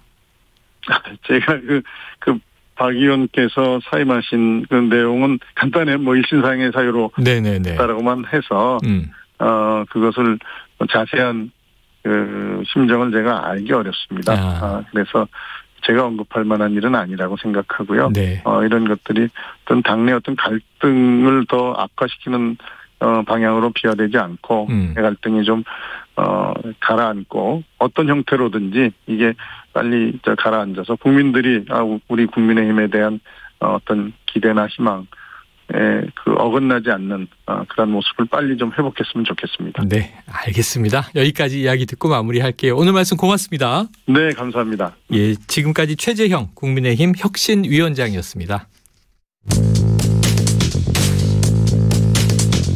최영일의 시사본부는 여러분과 함께합니다. 짧은 문자 50원, 긴 문자 100원이 드는 샵 9730, 라디오 어플 콩과 유튜브는 무료로 참여하실 수 있습니다.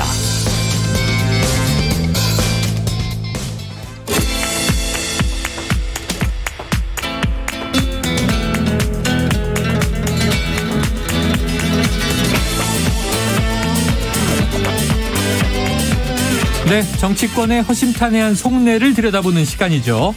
각설하고 시즌2. 자, 오늘은요, 장해찬 전 인수위 청년소통 TF 단장, 그리고 하헌기 전 민주당 상근 부대변인 두 분 함께 하겠습니다. 그런데 지금 하헌기 그 전 부대변인은 강변북로에서 지금 폭우 때문에 차들이 엄청나게 밀리는 것 같습니다. 그래서 일단 지금 출연 시간이 어떻게 될지 모르겠는데 전화로 연결을 해서 시작하도록 할게요. 자, 하헌기 부대변인 나와 계십니까? 네, 안녕하세요. 민주당의 하헌기입니다. 네, 지금 어디 갇혀 계세요? 지금 도로 위인데. 네네. 폭우 때문에 앞에 무슨 사고도 있는 것 같아요. 네네. 거의 주차장이네요. 예. 강변북로가 주차장이다. 어젯밤부터 와 있어야죠. 비가 오면. 그러니까. 장해찬 전 단장은 어젯밤부터 여의도에 숙소를 잡고 와 계시다가. 비가 많이 온다길래. 우산 쓰고 걸어서 오셨군요. KBS 1층에서 잤습니다. 그럼 그 침낭이 장 단장님 거였군요? 제 거였어요. 네. 알겠습니다. 막 이렇게 우리가 훈훈합니다. 자, 그런데 이제 하 부대변인은 이제 어쨌든 전화로 연결을 하고요. 네. 본격적으로 시작해 보면 각설하고 시즌2는 두 분께서 각각 키워드를 선정해 주시는데 하나는 목적 잃은 나토 참석, 또 하나는 한동훈 킹메이커 민주당. 누가 꼽으신 건지는 청취자님들이 짐작이 가실 거예요. 자, 하헌기 부대변인, 목적 잃은 나토 참석 어떤 이유입니까? 우리가 지금 외교는 목적이 분명해야 되잖아요.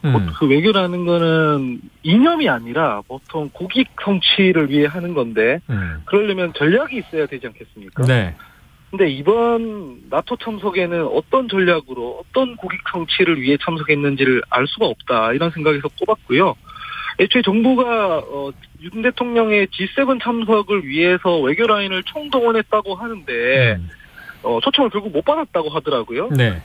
그걸로 시비 거는 사람들도 있긴 하던데 저는 그걸로 시비 걸고 싶진 않고요. 네. 왜냐면 지난 2년간 연속해서 초청을 받았는데 이번에는 뭐 못 받았다 이렇게 시비 거는 건 되게 유치한 것 같고 다만 이번 G7의 외교 의제는 우크라이나랑 러시아 전쟁이에요. 네, 나토. 예. 네. 아니요. G7도 그렇습니다. G7도 네네. 예, 못 간 참석 못한. 네, 저희가 2년간 참석했을 때는 의제가 코로나였기 때문에 저희가 코로나 방역 모범 국가로 선정이 돼서 초청을 받은 거고 이번엔 컨셉이 안 맞았던 거죠. 이 얘기를 제가 왜 드리냐면 이 컨셉이 안 맞는데도 불구하고 외교 라인을 총동원해서 초청을 받기 위해 노력했다는 게 목적이 뭔지 모르지 않습니까? 나토도 마찬가지거든요. 나토의 초청을 받아서 옵저버로 가서 저희가 성취할 수 있는 국익이 과연 뭐냐. 끝나고 나서 저희가 정산서를 뽑아야 하는데 어떤 정산서를 뽑아야 될지 모르겠다. 그렇기 때문에 지금 목적을 잃은 나토 참석이다 해서 뽑았습니다. 자, 이제 키워드를 설명해 주셨고요. 그러면 장 사장님. 반론 있으시죠? 네, 그럼요. 당연히 반론이 있습니다. 네. 그러니까 이제 민주당에서 이번 나토 참석 등을 비판하는 주된 이유 중 하나가 황은기 부대변인께서는 말씀하지 않았지만 중국과 러시아 눈치를 좀 봐야 되는 거 아니냐. 네네. 이게 나토에 참석하는 게 과연 우리 국익에 도움이 되느냐라고 했는데 뭐 최상목 대통령 경제수석도 말을 했고요. 지금 상황이 과거 문재인 정부나 또는 그 이전 박근혜 정부 때처럼 중국과 미국 사이에서 전략적 모호성을 채택할 수 있는 국제 정세가 아닌 것 같아요.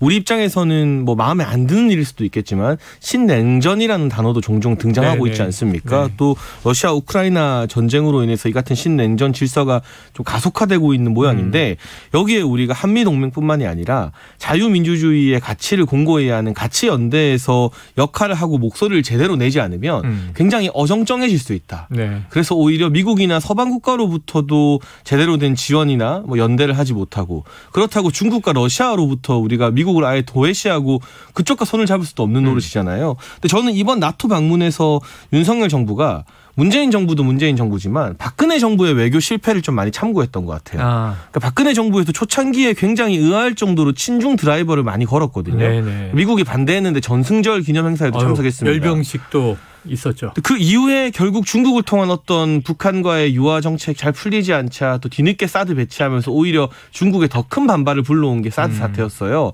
그래서 윤석열 대통령 같은 경우는 평소에도 예측 가능성이라는 말을 즐겨 쓰시기 때문에 이번 나토 참석 등을 계기로 우리의 포지션을 확실하게 중국과 러시아 진영에 보여주고 이 예측 가능한 기조 아래에서 딜을 하자.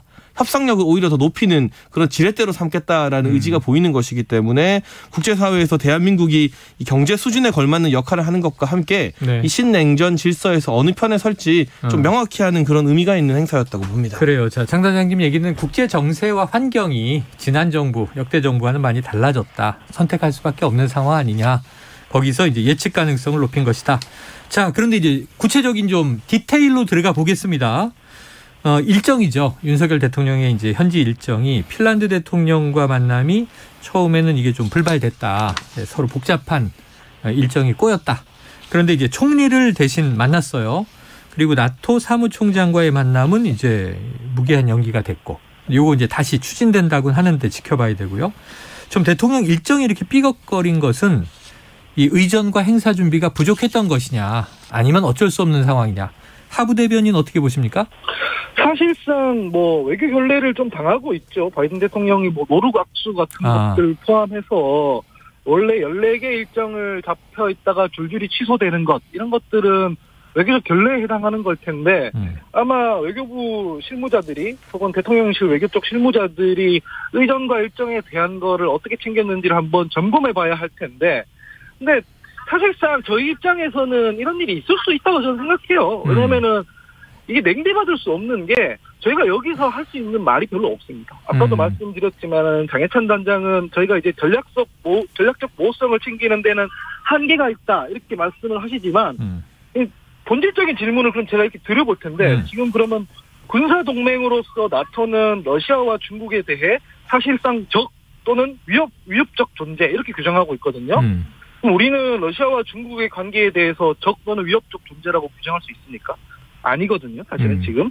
반중이든 반러든 일반적인 하나의 전략 기조를 잡고 제대로 설명하고 진행한다면 뭐 이유와 이익을 한번 꼼꼼히 따져서 논의해 볼 만할 텐데 저희가 그럴 수가 없어요. 이를테면은 미국 같은 초강대국들은 입장을 계속 바꿀 수가 있는 게 요 바로 직전의 정부였던 그 트럼프 대통령은 나토를 무시하고 탈퇴하기 직전까지 갔거든요. 네네. 그러면 저희가 미국 입장에 맞춰서 그때 나토에 대해서 그렇게 됐으면은 지금은 어떤 처지에 놓였겠는가 이런 문제도 생각해야 되는 거고 미국과 러시아 이 열강 국가들의 이익에 저희가 지금 휩쓸려 다닐 게 아니라 이럴 때일수록 저희 균형 외교라는 걸 왜 하냐면은 저희 국익에 맞춰서 하는 거지 않습니까? 근본적인 전략이 지금 부재하고 있다라는 걸 알아야 해요. 옛날 같으면은 이제 어쨌든 신냉전 질서로 지금 들어가고 있더라도 저희가 중국 의존도를 점차 줄이려고 신남방 정책을 펼친다던가 원자재 수급하려고 신북방 정책을 펼친다던가 그랬지 않습니까? 이게 저희 고유의 외교 정책이고 전략인데 지금 이런 게 안 보인다. 그래서 지금 일정이나 의전 정도 지금 실수하는 것은 별 크게 문제가 되지 않고 국익을 뭘 성취할 수 있느냐가 문제다. 그래서 질문 드리고 싶은 거죠. 질문을 드리고 답도 다 하셨어요. 장 단장님. 자, 러시아와 중국이 과연 우리에게 적이나 위협적 존재로 규정해야 하는 것이냐, 다른 제3의 길은 없는 것이냐. 예를 들면 러시아 관련해서는 지금 유럽 국가들 같은 경우 다양한 형태의 지원을 하고 있고 우리도 총 1억 달러의 지원을 우크라이나에 하기로 했습니다. 5천만 달러에서 이번 나토 참석을 계기로 5천만 달러를 더 얹었어요. 그럼 러시아 이미 우리 대한민국을 상대로 여러 가지 제재를 하겠다고 공표한 바가 있기 때문에 적어도 러시아 우크라이나 전쟁이 마무리되지 않은 지금 상태에서 우리가 러시아 눈치를 보면서 유화적으로 갈 수 없다. 그나마 유럽에서 지금 독일이나 프랑스 같은 경우는 겨울이 되면 러시아 천연가스 문제가 굉장히 심각한 이슈가 될 겁니다. 그럼에도 불구하고 우리보다 어떻게 보면 이 난방이라는 게 생존과 직결된 문제잖아요. 그런 문제를 안고 있는 유럽 국가들마저도 러시아에 대해서는 하나의 단결된 목소리를 아직까지는 내고 있기 때문에 그 부분에 대해서 우리가 러시아와 각을 세우는 걸 지금 염려할 단계는 아니다. 오히려 여기서 쭈뼛거리고 소위 말해서 중재자나 균형자 이런 환상에 빠져 있다가 양쪽의 토끼를 다 놓치는 게 될 수도 있다라는 생각이 들어서요. 중국을 대상으로도 나토 참석에 대해서 중국이 굉장히 불편한 기색을 비치고 있습니다만 이번에 파트너국으로 일본도 초청이 되었고 호주와 뉴질랜드도 초청이 되었어요. 이제 인도아시아 태평양 전략에 있어서 어느 정도 이 동맹국들을 규합해서 중국과는 반대 노선을 걷겠다는 게 미국의 분명한 생각이거든요. 그럼 여기에 이탈하느냐? 아니면 여기에 동참해서 그러나 우리가 가지고 있는 다른 네트워크를 통해서 중국과의 교역 문을 조금 여느냐의 차이가 있는데 전자보다는 저는 후자일 수밖에 없다는 생각이 들고요. 다만 윤석열 정부도 이 같은 것이 완전한 반중으로 비치지 않기 위해 이번에 안보실에 새로 경제안보 비서관이라는 중책을 좀 새로 만들었습니다. 근데 이 자리에 선임된 왕윤종 비서관 같은 경우는 기업에서 평생 동안 대중외교, 대중교역만 하셨던 중국 통이에요. 그러니까 가치 동맹의 차원에서 한미동맹이나 나토와 함께 이 글로벌 연대를 강화하는 건 맞지만 경제적인 측면에서도 중국과 얻을 건 얻기 위해서 중국 통을 경제안보 비서관에 임명한 걸 보면 나름의 고려와 노력을 하고 있다고 생각을 하고 제가 참 감사하게 생각하는 건 의전이나 일정 문제 별로 중요하지 않다. 그냥 사소한 에피소드라고 말씀해 주셨는데 그게 맞지만 저도 또 좀 아쉬운 게 사실 있긴 있어요. 보도가 많이 되고 있죠. 네, 하지만 설명을 좀 드리자면 이번에 이제 핀란드나 스웨덴의 나토 가입에 대해서 그동안 튀르키예죠. 이제 터키에서 튀르키예가 반대하다가 이번 나토 회의를 계기로 갑자기 찬성적으로 선회하면서 지금 나토 내에서는 핀란드, 스웨덴의 나토 가입 문제가 메인 이슈로 급부상하면서 좀 여러 가지 정신 없어진 측면이 있습니다. 우리가 나토 이 회원국이 아니라 파트너국으로 참석한 상황에서 그 부분에 대한 일정 지연이나 수년은 좀 고려할 필요가 있다. 대신 그 외에 파트너국으로 참석한 일본, 호주, 뉴질랜드와의 또 4자 회담이나 여러 가지 또 중요한 양자 회담 등을 통해 최근 폴란드와의 정상회담 통해서는 약 10조 원대의 방위산업 이제 무기 수출 계약 등이 가시화되었다는 보도가 나오고 있거든요. 그런 부분의 성과도 또 적지 않다는 말씀을 덧붙이고 싶습니다. 알겠습니다. 자, 어제가 좀 중요한 날이었습니다. 한미일 정상회담이 나토에서 열렸고요. 이게 이제 또 한자리에 모인 것 자체가 4년 만이어서 또 크게 주목을 받았죠. 자, 윤 대통령의 발언을 듣고 이야기를 이어가겠습니다.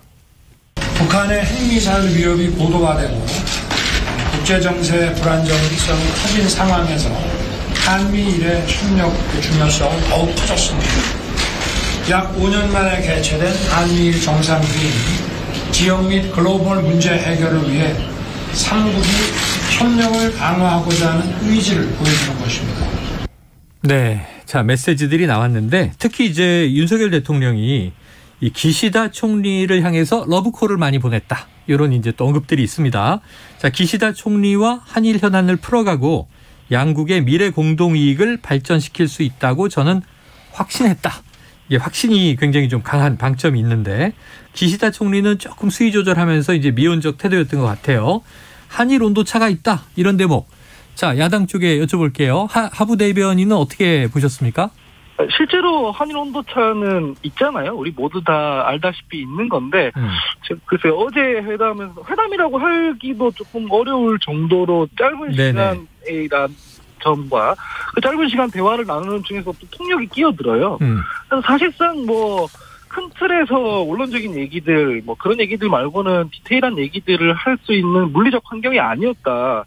그런 식으로만 저는 일단 바라보고 있습니다. 네, 자, 장 단장님은요. 일단은 우리가 한일 관계 풀어야 하는 건 주지의 사실입니다. 네네. 이번에 김포 하네다 선도 이제 복구가 되고 있는데, 그렇죠. 양국의 역사 문제에 대한 것과 별개로 항상 외교적 문제, 그러니까 그 중에서도 실리와 관련되어 있는 경제, 교역, 뭐 관광과 관련된 문제는 투트랙으로 가야 한다는 게 뭐 보수 정권이든 진보 정권이든 맞아요. 상관없이 동일한 맞아요. 원칙이었어요. 네. 그런데 지난 5년 동안 이유 여하 막론하고 그게 참 잘 안 됐죠. 근데 이제 일본도 정권 이제 총리가 바뀌었기 때문에 네. 새로운 신뢰를 회복해야 하는데 처음부터 한일 정상회담을 하게 되면 윤석열 대통령도 그렇고 기시다 총리도 그렇고 국내 정치에서 부담이 상당할 수밖에 없어요.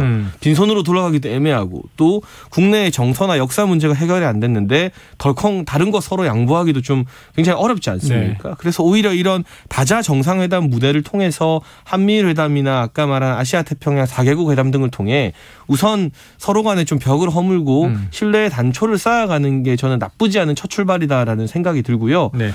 기시다 총리 같은 경우도 먼저 윤석열 대통령에게 멀리서 다가와서 말을 걸기도 하는 모습 등이 네, 포착이 되었는데 일본 내 참의원 선거가 끝나고 나면 이제 국내 정치 상황에서 좀 자유로워지고 나면 본격적으로 한일 관련된 현안들이 좀 급물살을 타지 않을까 싶습니다. 네, 자 선거 얘기를 대통령과 총리가 주고받았죠. 자 지방선거 이 승리를 축하한다. 참의원 선거 이기시길 바란다. 자, 그 이후를 지금 전망을 하셨습니다. 자, 첫 번째 키워드는 여기까지 하고요. 두 번째 공수를 좀 바꿔보겠습니다. 자, 이 장해찬 단장이 뽑은 키워드 한동훈 킹메이커 민주당. 무슨 뜻입니까? 이게 저희가 지금 두고두고 참 고마운 분이 몇 분 있어요. 민주당에. 뭐 추미애 전 장관이나 네네. 조국 전 장관 또 박범계 전 장관 이런 분들한테 정권 교체하는데 더 기여 많이 해주셔서 감사한 마음을 늘 가지고 있는데요. 지금 언급한 분들은 윤석열 킹메이커 민주당 분들이네요. 뭐 그렇게도 평가받기도 하죠. 네네네. 제가 선대본의 본부장으로서 추미애 전 장관보다 큰 역할 했는가 물어보면 자신이 별로 없거든요. 추미애 전 장관이 더 큰 역할 하셨죠. 네네네. 근데 그런 차원에서 민주당이 이제는 야당으로서 특히나 다수 의석을 가진 거대 야당으로서 좀 건전한 대안 제시를 할 필요가 있는데 내부 문제가 시끄럽잖아요. 민주당도. 네. 물론 국민의힘도 엄청 시끄럽습니다만 네, 내부 문제 시끄러울 때 제일 쉬운 해결책이 외부의 적을 찾는 거예요. 그러면 내부 문제가 어느 정도 좀 봉합이 되는 효과를 일시적으로 누릴 수 있는데 지금 민주당이 찾아낸 외부의 적이 아무래도 한동훈 법무부 장관인 것 같습니다. 최근 법무부에서 이 검수완박에 대한 헌법 쟁의에 들어갔는데 여기에 대해서 우상호 비대위원장이 어떻게 국회 결정에 정부 부처가 이 헌법 쟁의를 할 수 있느냐라고 막 반발을 하고 있어요. 네네. 하지만 원래 헌법 쟁의라는 거, 위헌 심판이라는 건 전부 다 국회가 만든 법에 대해서 쟁의를 하는 것이거든요. 국회의 어떤 입법권 자체가 그 자체로 절대적인 것은 아니고 더군다나 검수완박 같은 경우는 그 과정에서 여러 가지 절차적 하자가 있었던 일방적인 법안이었기 때문에 충분히 다뤄볼 수 있는 걸 우상호 비대위원장이 사건을 자꾸 키우면서 과거 철험회 분들이 청문회에서 한동훈을 키워줬던 것 이상으로 계속 만들어주고 있다. 근데 저희는 정권 초이기 때문에 아직 차기 주자 운운할 때가 아니라 좀 부담스러우니까 그만 좀 키워주시라라는 말씀을 드리고 싶습니다. 지금 저 장 단장이 바로 언급한 그 대목에 우상호 비대위원장 발언을 듣고 하 부대변인의 반론을 듣도록 하겠습니다. 어떻게 정부 부처가 국회를 상대로 이런 소송을 걸 수 있느냐 점에서 한동훈 장관의 위세가 대단하구나. 이런 오만함이 결코 국민들의 지지를 받을 수 없다는 점 다시 한번 강조하고자 합니다. 이 위헌 심판 소송을 취하할 것을 강력하게 경고하고자 합니다. 법무부는 권부가 아닙니다. 한동훈 장관 정신 차리세요. 자, 한동훈 장관 정신 차리세요. 이렇게 비판을 했는데 장 단장의 지금 주장에 의하면 이게 키워주는 셈이다. 자, 하 부대변인 반론하시죠. 예, 일단은 논점이 두 가지인데 첫 번째는 권한쟁의 심판이라는 것의 성격에 대해 먼저 말씀드릴 필요가 있는 것 같아요. 네. 권한쟁의 심판이라고 하는 것은 보통 같은 종류의 업무를 수행하거나 비슷한 권한을 가진 관청 사이에서 이 업무나 이 권한이 누구 거냐 이거를 다툴 때 이제 하는 거거든요. 네네. 가령 왜 몇 달 전에 인수위 시절에 산자부랑 외교부랑 통상 업무를 놓고 네. 서로 막 자기들 거라고 한창 싸웠습니다. 네네. 그럴 때 이제 헌법재판소에 이제 심판 한번 받아보는 거죠. 이를테면 예를 들어서. 그런데 국회와 법무부가 같은 종류의 업무를 수행하는 곳입니까? 아니거든요. 하나는 행정부고 하나는 그 입법부잖아요. 네. 법무부에서 뭐 입법을 담당하진 않지 않습니까? 그래서 권한쟁의 심판할 게 없어요, 사실은. 민주당이 검경 수사권 분리를 조금 거칠게 한 게 사실이고, 그 당시에 민주적 절차를 훼손하면서 이렇게 꼼수까지 부려가면서 민주당이 무리수를 썼기 때문에 충분히 비판받을 수 있다고 생각하고 그 법의 정당성에 대해 인정하지 않는 분들이 있다고 생각해요. 근데 그런 경우에는 보통 국민의힘 같은 경우에는 원내 정당이지 않습니까? 네네. 국회에 들어와서 개정안을 논의를 하는 게 맞지. 법무부 말고는 그러면은 법무부가 사법 법안에 대해서 행정 입법하지 않으면은 다 권한쟁의 심판한다면 국민의힘에서도 심판하더라도 권한쟁의 심판할 건가 이런 본질적인 문제가 하나 있고요. 네네. 그렇기 때문에 우상호 의원이 대한민국은 사건 분리 국가가 아니다. 정신 좀 차리시는 게 좋겠다라는 얘기를 한 거고 두 번째는 짧게 말씀드릴 건데 지금 제가 봤을 때 한동훈 장관 이런 거 비판하는 거 가지고 킹메이커 이런 표현 쓰는 거는 집권여당으로서는 좀 저는 우려가 됩니다. 왜냐면은 국민의힘에서는 그러면 한동훈 장관을 킹 혹은 차기 대권 주자로 벌써 생각하고 계시나 네네. 이런 생각이 들거든요. 지금 정부 출범이 이제 막 2달쯤 된 상황에서 윤석열 대통령 지지율이 막 하락하고 있고 심지어 데드크로스까지 났는데 여기에 대해서 벌써 실세 장관이 다음 대통령 운운하고 있는 것은 제가 봤을 때는 잘 이해가 안 되는 레토릭입니다. 그래서 이런 부분들은 국민들이 보기에 굉장히 오만해 보일 수도 있다. 이런 조언을 좀 드리고 싶어요. 자, 차기 대권 주자로 생각하고 있습니까? 아니요, 그 안 하고 싶은데 자꾸 키워주시니까 그만 키워달라는 말씀을 막 무슨 국정감사 이제 대정부 질의나 이 청문회 조회수를 200만, 300만으로 만들어버리시니까 네네네. 그 차원에서 이제 철험회나 초선들이 재미 못 보니까 우상호 비대위원장까지 나선 게 아닌가 싶고요. 결국 저는 법대로 하자라는 말을 쓸 수밖에 없는 정치 현실이 조금 서글프긴 합니다. 왜냐하면 법 이전에 원내에서 이런 걸 풀어가야 되는 게 맞거든요. 하원기 부대변인 말씀대로. 하지만 이 대선 이후에도 사실상 대선 불복 절차에 들어가면서 검수완박을 이 국회 정치와 무관하게 통과시킨 더불어민주당 그 과정에서 뭐 불법적이라고 할 수 있는 이건 또 법적으로 심판을 받아봐야겠죠. 사보임이라든가 이 안건 소위 무력화라든가 그런 과정을 거쳤기 때문에 법무부에서 또 이 검수완박의 어떤 주무부처로서 이 법이 실행됐을 때 가장 많은 타격과 변화를 입게 되는 부처가 법무부잖아요. 당연히 위헌 소송 들어가는 게 마땅하다라는 생각이 들고 또 유독 이제 민주당에서 이상민 행안부 장관에 대해서도 뭐 탄핵이 들어갈 수 있다. 경찰국 설치하는 거 불법이다. 또 법무부 산하의 인사검증관리단 설치하는 거 다 불법이다라면서 무엇 하나도 이 대통령이 마음대로 못하게끔 다수 의석을 앞세워서 많이 엄포를 놓고 있어요. 네. 하나하나 다 시행령으로는 안 된다. 정부 조직법 고쳐야 된다고 하고 있는데 그 역시나 자신이 있으면 제일 좋은 건 사실은 국회에서 대화를 통해 푸는 건데 그게 잘 안 되잖아요. 아쉽게. 그럴 때는 우리가 또 법에게 한번 물어보는 수밖에 없어요. 법대로 하자고. 네네. 그래서 그런 부분들까지도 민주당에서 자신이 있으면 법제처 유권 해석을 통해서 여러 가지 이제 법적인 절차에 들어가야 되는데 말은 하고 있는데 아직까지 경찰국이나 법무부 인사검증관리단 이제 떴습니다만 법적인 절차는 안 들어가고 있어요. 행동은 없다. 이게 엄포는 놓지만 실제로는 실정법 위반이 아니라는 걸 민주당의 법률지원단 수많은 변호사님도 알기 때문이 아닐까 싶어서 양치기 소년 일화가 있잖아요. 안 되는 거 가지고 계속 엄포만 놓으면 상대방 몸값만 더 커지는 커지기 마련입니다. 자, 일관적인 주장이세요. 그래서 지금 여야가 최근에 워낙 내홍이 많아서 한동훈 법무부 장관 행적을 잘 못 보다가 지금 이제 이렇게 키워드가 떴으니까 보니까 말이죠. 취임 이후에 이제 교정시설 방문해서 교도관들과 대화도 하고 출장길에 1등석 탑승 관행을 없애고 좀 조용하지만 파격적인 행보를 보인다 이런 얘기도 있고요. 지금 첫 출장지인 미국에 가 있더라고요. FBI의 인사검증 시스템을 살펴보는 것이 목적이다. 자, 그런데 지금 검찰총장이 없이 검찰의 인사가 대대적으로 나오다 보니까 이 미국 방문에 대해서 좀 해석이 다양한데 하 부대변인은 어떤 시각으로 보십니까?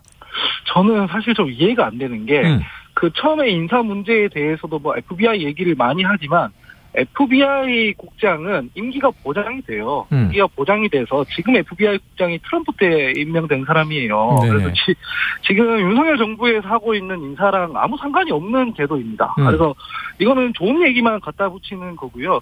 그리고 검찰 인사를 지금 진행하고 있는 와중에 검찰총장 인사는 아예 시작도 안 했습니다. 추천위원회 구성도 잘 안 했거든요. 그거를 하고 있는 도중에 시간이 걸려서 먼저 검찰간부 인사를 진행했다 그러면 변명이라도 할 수 있겠는데 지금 그렇게 하지 않고 있는 상황이에요. 네. 본질적으로는 지금 윤석열 대통령이나 국민의힘보다 한동훈 장관의 행보 하나하나가 주목받는 모습은 저희가 아니라 민주당이 아니라 국민의힘 쪽에서 좀 걱정해야 되는 상황입니다. 왜냐하면은 아까도 말씀드렸다시피 윤석열 정부 얼마 전에 국정 지지율 하락하는 국면에서 부정평가 이유에 대해 뭐가 끼어들었냐면 직무 태도가 끼어들었더라고요. 이게 일반 노동자로 치면 근태거든요. 네네. 저희 이런 거를 한 번도 본 적이 없습니다. 전무후무한 건데 지금 사실상 국민들이 대통령의 직무 태도를 문제 삼고 있는 상황에서 그리고 국회에서는 국회를 정상화하고 개원하는 것을 지금 권성동 의원이 거부하고 있는 상황인데 한동훈 장관 행보만 이렇게 별로 의미 없이 자꾸 주목이 되는 것. 과연 국민의힘이란 정당과 새로 출범한 윤석열 정부의 좋은 일인가. 이런 부분에 대해서 좀 성찰을 해보셔야 될 것 같아요. 왜냐하면 지금 국민의힘에서 나오는 이슈들은 선거 2번 이겼음에도 불구하고 그래도 우리 정당은 혁신하자라고 주장하고 있는 젊은 당대표 다리를 부서뜨리는 일만 자꾸 보도가 되고 있거든요. 그래서 제가 봤을 때 좀 위험해 보인다 이런 말씀 드리겠습니다. 네. 자, 끝으로 장 단장의 반론을 듣고 마무리하겠습니다. 반론이 아니라 굉장히 귀 기울여 들을 만한 주장인 것 같아요. 예를 들면 마지막에 웬일이에요? 저는 이런 일이 잘 없는데 아니 뭐 맞는 건 맞는 거니까요. 그러니까 저는 한동훈 장관의 행보는 긍정적으로 평가해요. 특히 이번에 FBI 간 것도 거기에 법무실장 이제 세계은행을 겸하는 총재를 겸하는 사이버 범죄 수사 전문가거든요. 그러니까 문재인 정부 들어서 굉장히 만연해진 사모펀드 같은 금융범죄 수사 기법을 좀 배우기 위한 논의 차원이 있어요. 이거는 보이스피싱 합수단도 떴고. 네, 이거는 또 라임이나 옵티머스, 디스커버리로 많이 해먹으신 고위직들이 좀 긴장해야 되는 일이기 때문에 참 잘한 행보지만 한동훈 장관의 행보만 부각된 이유는 무엇이냐. 지금 국민의힘이나 정부 차원에서 긍정적인 뉴스가 별로 안 나오고 있습니다. 그러니까 한동훈 장관에게 어떻게 보면 좀 건강한 라이벌 의식을 느끼고 국민의힘이나 대통령실도 정신 바짝 차리고 좋은 뉴스 많이 내야 된다.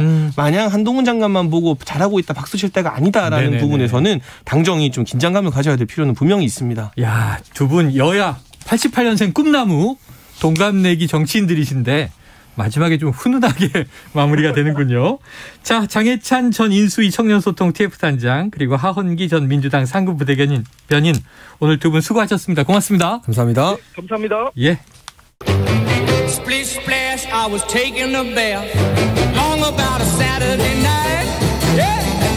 점심 먹고 유쾌한 시사 디저트 한 입.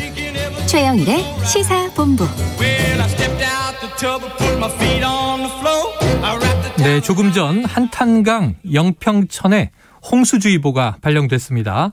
한탄강 영평천 인근 포천과 연천 지역 주민들은 비 피해가 없도록 특별히 좀 유념해 주시기를 당부를 드립니다. 자, 시사본부 매일 이 시간 청취자분들께 드리는 깜짝 간식 선물이 있습니다. 오늘 편의점 상품권이 준비되어 있고요. 코너 들으시면서 문자로 의견 보내주시는 청취자분들에게 보내드리겠습니다. 짧은 문자 50원, 긴 문자 100원이 드는 샵 9730으로 의견 많이 보내주시기 바랍니다. 자, 목요일마다 찾아오는 경제본부. 요즘 경제하면 좀 무거움이 느껴지는데요. KBS 보도본부의 서영민 기자 나와 계십니다. 어서 오세요. 안녕하세요. 얼굴이 좀 까칠해지신 것 같아요. 아, 오늘 일찍 일어났습니다. 왜? 아침에 다른 방송을 출연할 일이 있어서 7시에 생방송에 들어가더라고요.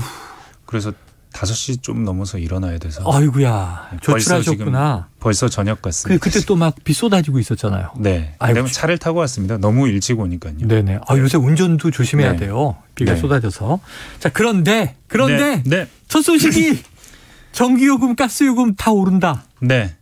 이번 주에 결정이 됐었죠. 월요일 날 됐었습니다. 근데 이게 이해하기가 쉽지도 않고 그리고 무엇보다 이게 전체 우리 물가 상황에서 어떤 영향을 미칠 것인가라고 이런 틀에서 이해하려면 네네. 조금 더 들여다봐야 돼서 가져와 봤습니다. 오늘 잘 오셨어요. 오늘 잘 오셨어. 네. 궁금한 게 많았습니다. 네. 오른다는 건 알겠는데 네. 자 지금 그럼 일단 올랐다 하면은 우리가 비용이니까 네. 국민들이 내는 거잖아요.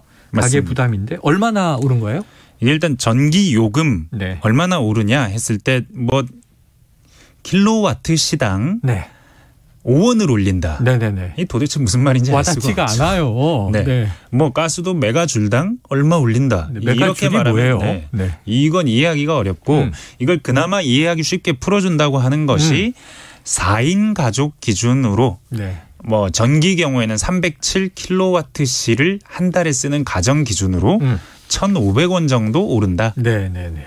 그 가스 같은 경우에는 서울의 평균적인 4인 가구 기준으로 2,200원이 오른다. 합하면 3,700원이죠. 매월. 네. 근데 이게 평균적인 거고 그렇죠. 내가 어떻게 되는지는 알 수 없고 3,700원 하니까 뭐 저게 오른 거야? 싶잖아요. 이게 물가에 무슨 영향을 미친다고 그러는 거지?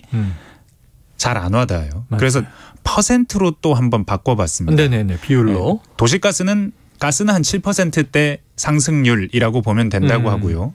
그 전기요금은 따로 퍼센트로 표시를 안 해서 제가 기재부에 물어봤습니다. 네. 이거 뭐 얼마나 되죠? 얼마나 인상된 거라고 봐야 되나요? 했더니 한 4.7% 정도라고 보면 된답니다. 물가 인상률하고 그렇습니다. 네. 그래서 5원인데 근데 또 이것도 모든 걸 충분히 설명해 주는 건 아닙니다. 이번에 오른 것만 그렇다는 겁니다. 올해 벌써 여러 차례 올랐습니다.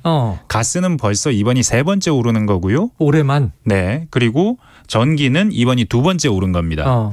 그 전기는 4월에 한 번 올랐고 7월에 올랐고 이번에 오른 거죠. 그리고 10월에 또 오를 겁니다. 가을에 오른다면서요. 네. 3번은 확실히 오를 것이고 그래도 적자가 해소가 안 된다는 얘기가 있기 때문에 한 번 더 오를 수도 있습니다. 한 4번 정도 오를 수도 있습니다. 가스는 이미 3번째고 4번째 오르는 것도 예정돼 있고요. 어허. 그리고 지금까지 얼마 올랐냐? 각각 11%씩 올랐어요. 아, 숫자 너무 많나요? 아니. 지금 이 정도 얘기를 해 주시다 보니까 뭐 이번에 4.7% 올랐는데 이미 세 번째 올리고 10월에 또 올리고 연말에 한 번 또 올릴 가능성이 있다 그러면 합산하면 뭐 한 두 자릿수는 오를 거 아니에요, 기본. 이미 두 자릿수가 다 올랐습니다. 이미 두 자릿수예요. 네, 전기 합치면. 경우에는 한 16% 정도 오른 것 같고요. 이야. 도시가스는 가스는 거의 한 20% 올랐습니다, 이미. 야, 여기서 이제 절규가 나오는 거죠. 왜 올라야 합니까? 왜 오르는 거죠? 네. 간단합니다. 가스 사오는 비용이 높아져서 석탄값이 비싸져서 석유값도 비싸졌어요. 이게 주요 발전원이거든요. 우리나라는 한 60% 정도가 화력 발전인데 그 화력 발전을 할 수 있는 연료들이 모두 다 비싸서. 비싼 데다가 수입이잖아요. 네. 수입이고 전부 수입이고. 또 이런 얘기도 뭐 최근에 보니까 조금 더 자세하게 분석해 놓은 얘기들이 있어요. 가스공사는 그래도 흑자라는 겁니다. 1분기에. 한전이 적자인 거는 뭐 요새 계속 얘기되지만. 네. 한전이 7조 원 넘게 적자. 작년 전체 적자가 5조인데 올해 1, 2, 3월 딱 석 달 동안 7조 넘는 적자. 누적이 30조에 육박하고 있다. 육박할 수, 단순 계산하면 30조인데 한전에서는 한 23조 정도로 보고 있습니다. 아유, 그거나 저 입장에서는. 사실 개별 기업이 23조 적자가 나면 문 닫아야 됩니다. 23조 적자가 나기 전에 이미 문 닫을 거예요. 그런데 한전은 일단 이렇게 적자를 내고 있다. 왜냐하면 눌러놨기 때문에 누가 정부가 올리지 마. 지난해 말부터 눌러놨습니다. 이게 눌러놓을 수밖에 없는 측면은 있죠. 서민생활과 직결되는 거인데다가 물가를 전반적으로 자극하기 때문에 공공요금의 성격이 짙죠. 우리나라는. 그런데 이렇게 눌러놓은 또 다른 이유 중에 하나는 이렇게 가스값도 석탄값도 일시적으로 조금 오르다 말 거야. 그때까지 좀 버티지 뭐. 한 6개월 정도 1년 정도 버티는 건 할 수 있잖아 한전. 그렇지. 뭐 이런 종류의 계산이 있었을 텐데 상황이 그렇게 안 가고 있는 겁니다. 1년 반 넘도록 지금 계속 연료비가 비싼 상태가 쭉 가고 그러다가 이제 더는 버틸 수 없는 상황이 돼서 이제 올린다. 하는 상황까지 온 겁니다. 올릴 수밖에 없다. 더 이상 이제 견딜 수가 없다. 자, 그래서 지금 말씀하신 걸 보니까 최근에 보도 보니까 이제 한전 사장이 이야기하기를 여러 차례 올려야 한다고 정부에 건의했으나 네. 딱 한 번 올려주고 나머진 다 이제 받아들여지지 않았다 이런 얘기 하는 거잖아요. 이게 사실은 재미있는 것이 발전 연료비 그 원가에 맞춰서 연동해서 올린다 내린다라고 한 2년 전에 결정했어요. 그리고 코로나 때 초반에 기억하시겠지만 연료비가 곤두박질 쳤죠. 엄청 쌌었습니다. 네네네. 그 뭐 원유 선물 가격은 마이너스가 나와서 선물을 받고 돈을 받는다 이런 개념까지 나왔었던 때가 있었는데 그때는 전기값을 내렸습니다. 오히려 내렸다. 네. 그때 이거 연료 가격이 내렸으니까 전기 가격 내려야지 하고 한 차례 내렸습니다. 근데 그때 내리면서도 한전은 좋아했던 것이 자 이렇게 연료 가격에 연동해서 가격을 결정하게 되면 연료 가격이 올라가도 우리는 걱정할 게 없어. 올리면 되니까. 네. 오히려 연료 가격이 올라가면 마진이 커질 수 있습니다. 금액 자체가 커지면. 휘발유가 1,000원 할 때보다는 2,000원 할 때 주유소 사장님의 마진이 크듯이 똑같은 5%여도 그런 종류의 기대가 있었어요. 근데 정부가 그 기대를 지난 2년 동안 산산이 부서져 온 겁니다. 그러다 보니까 이게 이른바 정치적 책임론이다 이렇게 확대되는 거고 맞습니다. 지난해 눌렀다 이렇게 말씀하셨는데 누르는 시기가 또 예를 들면 이제 선거 같은 거 있고 그렇잖아요. 민심에도 영향을 주니까. 물가 올리면 정부 인기 없습니다. 표 떨어집니다. 부동산 오히려 가격 때문에 상당히 타격이 있었잖아요. 왜냐하면 이게 심하게 오르면 밀란이 납니다. 부동산 가격도 마찬가지입니다. 부동산 가격은 상대적 박탈감이고 이건 내 가계의 부담입니다. 지금 외국 신흥국 같은 경우에는 스리랑카도 그렇고 여러 나라에서 지금 이 물가가 올라서 반정부 시위가 일어나고 있거든요. 우리는 그렇지는 않지만 표로 심판당할 수 있습니다. 그래서 기재부도 민감한데 왜 이 지경이 된 거냐. 현 기재부 얘기는 한전의 방만 경영 질타하고 있죠. 공공기관 경영의 허리띠를 졸라매라 이런 얘기하고 있고 구조조정 할 거다 얘기하고 인원당 사무실 면적 이런 얘기까지 하고 있습니다. 이게 너무 정치적으로 하고 싶지 않은 선택이어서 그런데 동시에 전 정부 탓도 합니다. 대놓고는 안 하지만 전기값 왜 원가 제때 반영 안 했냐. 혹시 이거 탈원전 정책 같은 거 추진하다가 이런 상황이 온 게 아니냐. 책임 있는 사람들 말해보라. 반대로 야당은 지금까지 탈원전 된 게 뭐가 있었다고 그러느냐. 지금 가던 대로 쭉 가는 것이고 계획된 원전을 덜 지었을 뿐이다. 이런 얘기까지 하고 있긴 하고요. 60년 걸리는 일이다. 네, 맞습니다. 왜 탈원전이냐. 탈원전이 아니고 오히려 가스를 사오는데 이게 현물을 사는 경우는 잘 없는데 수요 예측 이런 차원에서 좀 실수가 있어서 현물을 너무 많이 사오는 바람에 비싼 값에 가스를 좀 사왔다. 그런 측면도 있다고 하고요. 작년 상황에 누구라도 이거 묶었지. 누가 올리라고 했겠느냐. 선거 앞두고 올 초에는 대통령 선거 앞두고 어떻게 올리냐. 이런 종류의 현실론도 있습니다. 다 제때 반영했으면은 지금 우리 물가는 한 5%대잖아요. 그렇죠. 미국은 8%대 아닙니까? 우리도 6, 7% 갔을 수 있는데 그건 좋은 거냐. 조금이라도 늦췄으면 그거 나름의 의미도 있는 것 아니냐. 말씀하신 대로 이제 공공요금이라는 게 전기가스 요금이 오르면 물가에 이게 또 당연히 반영이 되니까. 자, 그냥 우리가 공공요금이다 이렇게 생각했는데 여기도 또 날선 대립이 있어요. 네, 앞으로도 또 올려야 된다는 게 더 골치가 아픕니다. 지금 한전은 이렇게 해도 적자 해소가 안 된다는 거거든요. 그래서 10월에 또 올릴 텐데 이미 한 4.9원, 5원 정도의 이번하고 비슷하네요. 네, 이번하고 비슷한 정도가 예정돼 있는데 이걸로 어림이 없다는 걸 모두가 알기 때문에 앞으로 막대한 적자 이거 어떻게 할지 고민이 많이 되는 상황입니다. 이게 지금 보면요. 여러 가지 채소도 오른다, 고기도 오른다, 안 오르는 게 없다, 공공요금도 이제 오른다. 그래서 이제 임금만 안 오른다 그랬는데 어제 이제 최저임금 5% 오르는 거죠. 꽤 올랐습니다. 생각 외로. 그런데 만약에 근원이 뭐냐? 기름값이잖아요. 유가. 이거 안 내리나요? 국제유가는 좀 떨어지기도 하던데. 국제유가 유심히 보신 분들은 아시겠지만 2주 전부터 확연히 내리고 있습니다. 확연히 정말 확연히 내리고 있는데 우리나라는 6월 1일부터 현재 6월 30일까지 단 하루도 떨어지지 않고 매일 올라서 지금 그러니까 왜요? 연일 최고가입니다.